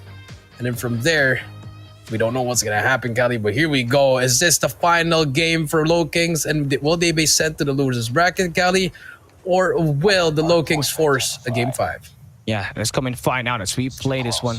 Passing your silk belt because we are about to see some fiery action, roller coaster ride coming through here for this game. BLACKLIST International, Yolbab's already in the top floor control. Finds one player off top, down below, but he's gonna get taken. Already back and forth, you're scared. Diddly rearing around the rows, he's gonna get taken down as well. I mean, LOWKINGS, a nice start for them, but they need to get the power position. Seattle fighting 3 already, and you don't want this guy to build up that momentum once again. This guy was the bane. This guy was the kryptonite against LOWKINGS on that earlier game on Crossfire. And now this time, LOWKINGS showing some fight. 30 seconds to play for, pretty enough time, but Luffy scoring 4 kills already, but BLACKLIST, they're really doing whatever it takes to make this P1 scrappy. Yeah, P1 scrappy, and they're going to get all that time that they need. Raph, he's going to shut him down, actually. But if you look at the BLACKLIST International team, they're just pretty much trying to get some time here off that P1 and P2. It's going to be very, very important. There you go, Kalo. He takes down 2 players. He'll get that scrap time. But the battle for Scaff is going to be important. I didn't really like what Kalo did there. He should have just stayed in that P2. Didn't have to give up that position. But now it's going to be the battle for that launch center. And Raph is going to be the first one trying to flank, but here comes more players. PJ might just get the drop that he needs. He spots one, spots the second one as well, but he gets traded out by the third one. Yobabs is there. And now let's see if Yobab can step it up. He has to get a lot of kills here in Arcali. He's one of those best players for the team. They get that time that they need. But LOWKINGS, they're going to spawn very near into P2. And look at this. I mean, Yolbab's really buying the team some time to reinforce inside the Hardpoint. And now they get the break. One more player, number 4. That's going to be Luffy getting that good spawn in the side of LOWKINGS. But with BLACKLIST taking him out, that's going to be it. LOWKINGS is going to spawn all the way out. And now the question is, how will LOWKINGS be attacking? Yato now drops 1 player with the help of his teammate. And I mean, for BLACKLIST International Ultimate, everything has been played out so far. And it's perfect. But Luffy now getting this flank, spots 1 player on the outside. He needs to get this contest, not give any more chance of LOWKINGS or Ultimate getting the points. And now with him down, this should be scrap time all the way out for BLACKLIST International Ultimate. And for LOWKINGS, already set it up to the next rotation. Let's see how are they going to be able to stand the attack by the might of BLACKLIST International Ultimate. Yeah, by the might indeed. 10 now spots 1. The help is there, Kali, but here, are you gonna bring out your purifier? Smart plays coming through from Tin. He knows it. He brings it out. He burns 1. There's gonna be another player. Unfortunately, the Pred, it might take him out, but he's still alive. That's such a risky play coming through, but Tin, he burns 1, burns 2. No, actually does not burn Yopi. You hate to see it if you are Tin, but Kalo now, but look at that. The lead is slowly growing, Kali. BLACKLIST International Ultimate getting control of this hill. Yeah, I mean, right now, the defense is strong for BLACKLIST International Ultimate, but now LOWKINGS really adding up the numbers inside his Hardpoint. Yopi's gonna find 1 player, 1v1, but he's gonna get taken down, and now this is gonna be the bane of LOWKINGS. BLACKLIST attacking in multiple angles. Rap gonna be the only player alive.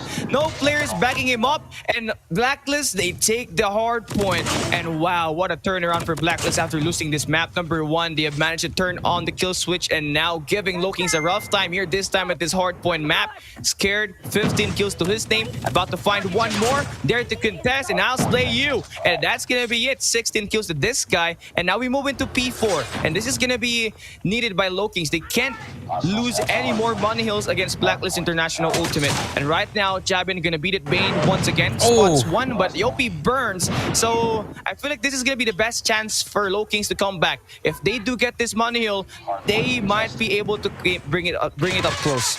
Yeah, they need this time right here in Yopi. He's gonna get spotted. The purifier is gone already. Scared, he's gonna get tagged up as well, but here comes the break. Look at that break, the single break coming through from the side of BLACKLIST International Ultimate, outplaying the Olea Classic map here. Scared, Yopi there, still alive though, but 93 to 50. Here comes the flank. They finally get that last 20 seconds. If you're BLACKLIST, do you want to give them streaks or do you still want to fight this? Yopi, he does get 2 in a row there. But so far, BLACKLIST International Ultimate, they're going to give it up here. They're going to spawn at the back here. Final push might happen. But so far, 93-61. Still a good time, a chunk of time here for the side of the LOWKINGS. But they still need to catch up. And they still need to catch up. I rather agree because P1 is going to be a hard one that's very, very scrappy. But one thing to be aware of, Luffy losing this gunfight gives Jabin the chance to score this top floor control. And that's going to give LOWKINGS even more disadvantage coming into this game. Yobabs finds 110 kills to his name already. This is he finds another player, but the OP trades him. But for the meantime, the initial time gonna be favoring M420 LOWKINGS, but for now, they need to stand as a team. They need to play cohesive and just play around the hard point, make the contest. But now Yato creates the play, finds That's one, what they need. and now that's gonna be it. Blacklist International Ultimate. Now they get the hard point locked down. LOWKINGS spawning all the way out, and the only way for LOWKINGS to actually win this P1 is actually get the top floor control, in which they do have now, but they're gonna get shot down, and Ultimate just really getting involved in the gunfight department. Yeah, they're really getting involved, but 105 to 74. No one's even on the hill. They finally get it. Skirt, he takes him down. They get that scrap time, Kali. If you were Black International ult, we could have gotten a lot of time there. But Luffy, he is on the receiving end of the anchor. Now P2 is going to be the battle. Look at this. Black International Ultimate, they have spawns for P2. And the LOWKINGS, they just need to break it once just to get that control. Here we go. Stun's coming out. Thin, going to be the first one to 25 kills. Can he make it 26? He's going to take him down. Yopi still alive. Yopi gets 4 in a row there. Underkiller alive, but he's going to get taken down, unfortunately. But the contest should come through now. And Yato, they're going to try to contest. They're going to get some time off this one, but he's going to get taken down with the sun. Now, look at the LOWKINGS. Now they flip the spots, but here comes the burn. 3 players go down. PJ brings out his, but it doesn't matter. Blacklist, they get control of it, and now this just might be the game for them. The streaks are going to come through in a while. The Yobubs, the spray, the prey. It's going to come through. 35 seconds left. Yobubs, Kalo takes himself down, but more players are going to come through. Luffy, Jabin gets a quad feed. Skirt gets 2 as well. 25 seconds left. The battle for rotation is going to be very, very huge, but they can win it off here. Just see contested one time if you are on the side of the LOWKINGS, and there you go. Game is not going to be over here. Kelly, it has to rotate in P3. It has to rotate on P3. Notice number 2 in red gonna be there already, but they're gonna be fighting for this hard point. I mean, LOWKINGS, they have been outgunned, they have been outmanned, outnumbered, and outplanned, and now they need to make a final stand, moving into this next rotation. And with Blacklist, Yato finding 3 players, make that almost. Yopi is gonna shot them down.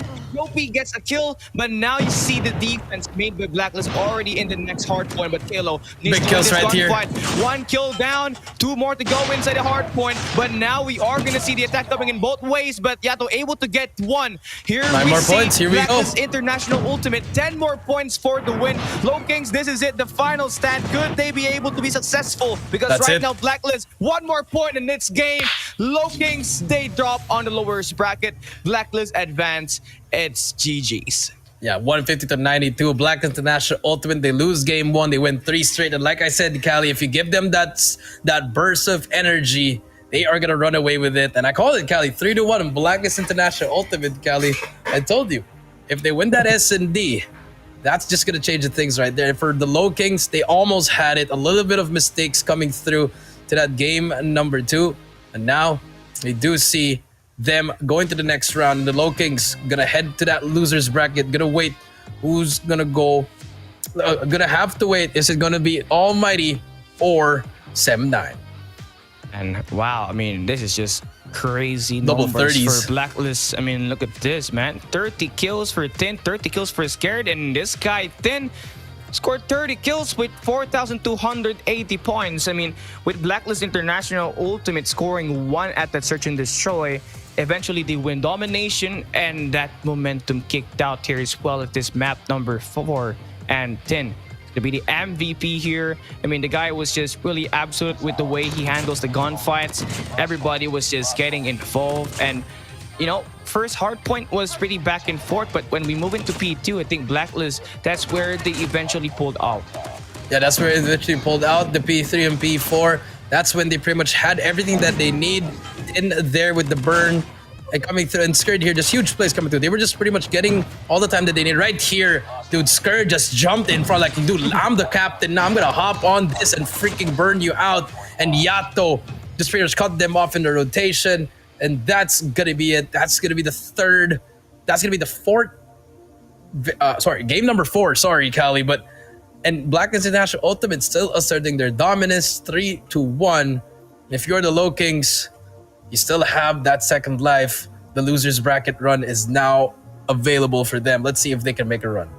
Yeah, this could be pretty tough there down below, because Sem9 and ALMGHTY is also fighting for that spot to make it back to the grand finals. But you know, it was a nice start for M420 LOWKINGS, but when we played Search and Destroy Summit, that's where things suddenly fall. When we did not see LOWKINGS come back at their map pick at Domination Crossfire. Same goes at the Hardpoint Takeoff. Everything was just Blacklist International Ultimate. And LOWKINGS, we called them out as the kryptonite for Blacklist, but here today, they stood pretty far away. And of course, Emperor 20 LOWKINGS, they get dropped. Blacklist looks like they have managed to turn it around, and now they advance to the next stage. Yeah, slow start in that first series. I mean, the first game, sorry. But after that, everything was just smooth sailing in the S&D.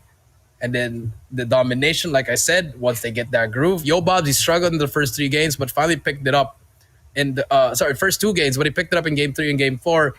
Just great things. You know, if he can't do it, his teammates are there, and that's why this team is the best team in this tournament. Just if everybody hits the right stride, all of them are gonna be slayers. They're a heavy slayer team, dude. All of them can pop off at any time. And that is why Black International Ultimate is one of the hardest teams to beat here, because you'll never know who is gonna pop off. Yeah, you never know who's going to pop off. It might be AG, it might be Yato, it might also be Scared the Captain, it might also be Jab, and everybody is a threat. And that's what makes things very interesting for Blacklist International Ultimate. They're like the Avengers. Everybody could just pop it, just really be the game changer for the teams. But for Emperor 20 LOWKINGS, with them dropping that lowest bracket, they need to kind of bounce back. Now, for Blacklist, they face the strongest challenges yet. They play against Dunya Games at the next stage, and that's going to be safe for the very next day. And wow, I mean, we expected a 3-2, but Blacklist, they put it 3-1, and it just shows that they're very great. And not only that, they are the Eastern champs after all. Yeah, I mean, you said 3-2, I said 3-1, Kali. Don't. Yeah. I said I expected it to be 3-2, but it turns out to be 3-1. Yeah, I mean, it's very unfortunate for the LOWKINGS. You know, they had such a great first series, but you know, going up against a different kind of team, which is Black International Ultimate, it's going to be very, very difficult. That's going to be it for the 3 matches for the men's. Our final match after this is going to be Ultimate Divinus versus Velvet. We'll be right back.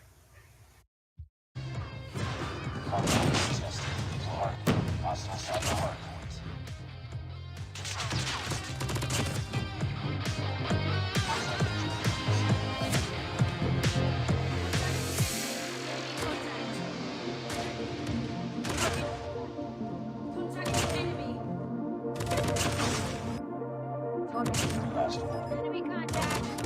Take them down. Contact with enemy.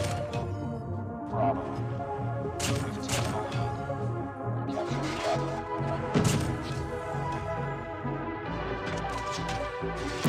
Capture the other. Capture Bravo. Bravo. Bravo. Capture.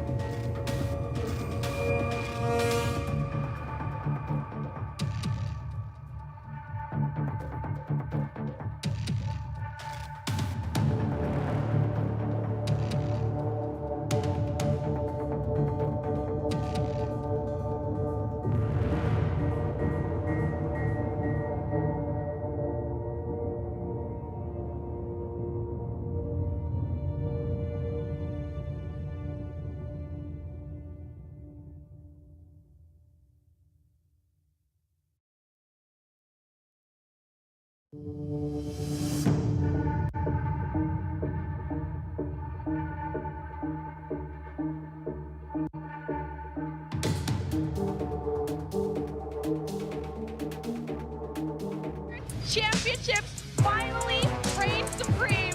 Blacklist International breaks the code. We are coming to CGI to be the champion.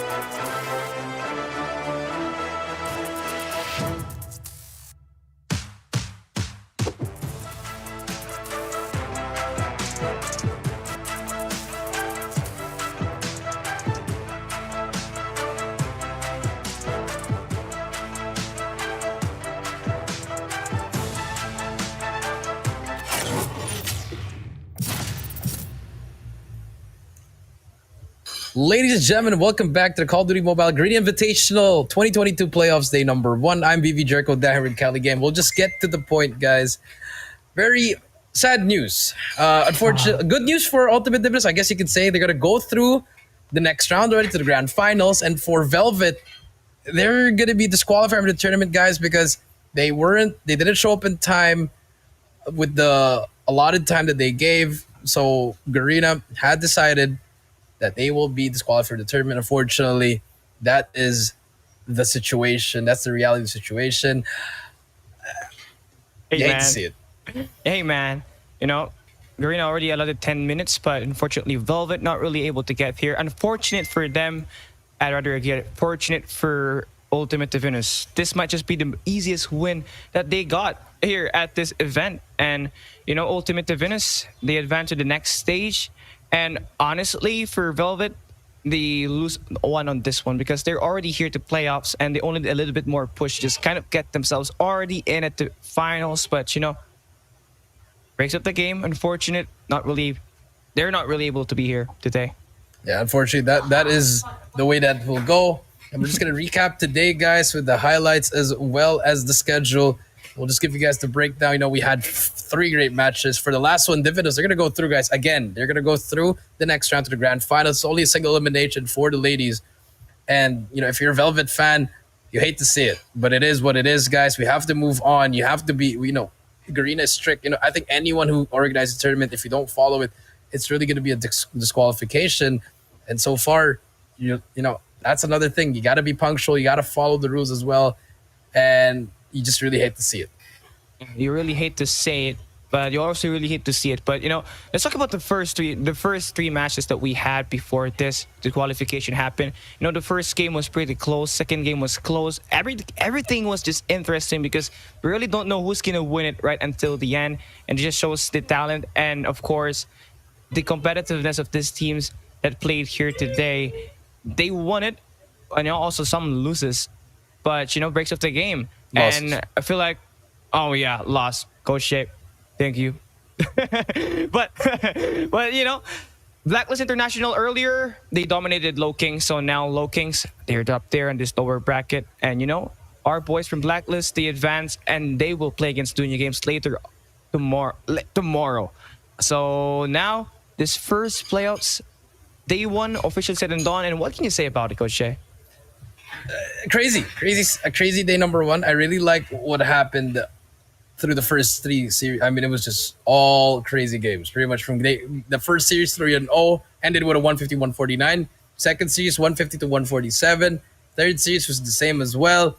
The third series was just Black International Ultimate pretty much running away with it. So now, unfortunately, this is the final. We can't show the game anymore. There's nothing else. I mean, Velvet, they are going to get disqualified, guys. Again, if you're just joining us, Velvet will get disqualified. They did not show up on the right time. Ultimate Divis going to get a pass through a bye round going through the grand finals. Yeah, bye round, and that's going to be the easiest win for them. And honestly, Ultimate Divinus, they were 5-0 coming to this game. They were the top seed, and Velvet, they were the 4th seed. And I feel like if Velvet could have played this one, we could have seen a very close game, especially on this best-of-5 series. But then again, they did not show up. And Ultimate Divinus, you know, we're just kind of repeating ourselves here back and forth. But, you know, it's just really unfortunate, Coach J. Yeah, it's really, you really hate to see it, guys. You know, we're just saying the same stuff over again, but, you know, what else do you want us to say? It's pretty much, it's a sad thing to look at. And if you are on the side of Divinus, I guess you could say luck has prevailed again. And they're going to move on to the grand finals. I think we're just waiting for the final confirmation here, but that is what production has told us, that you know, Velvet will be disqualified.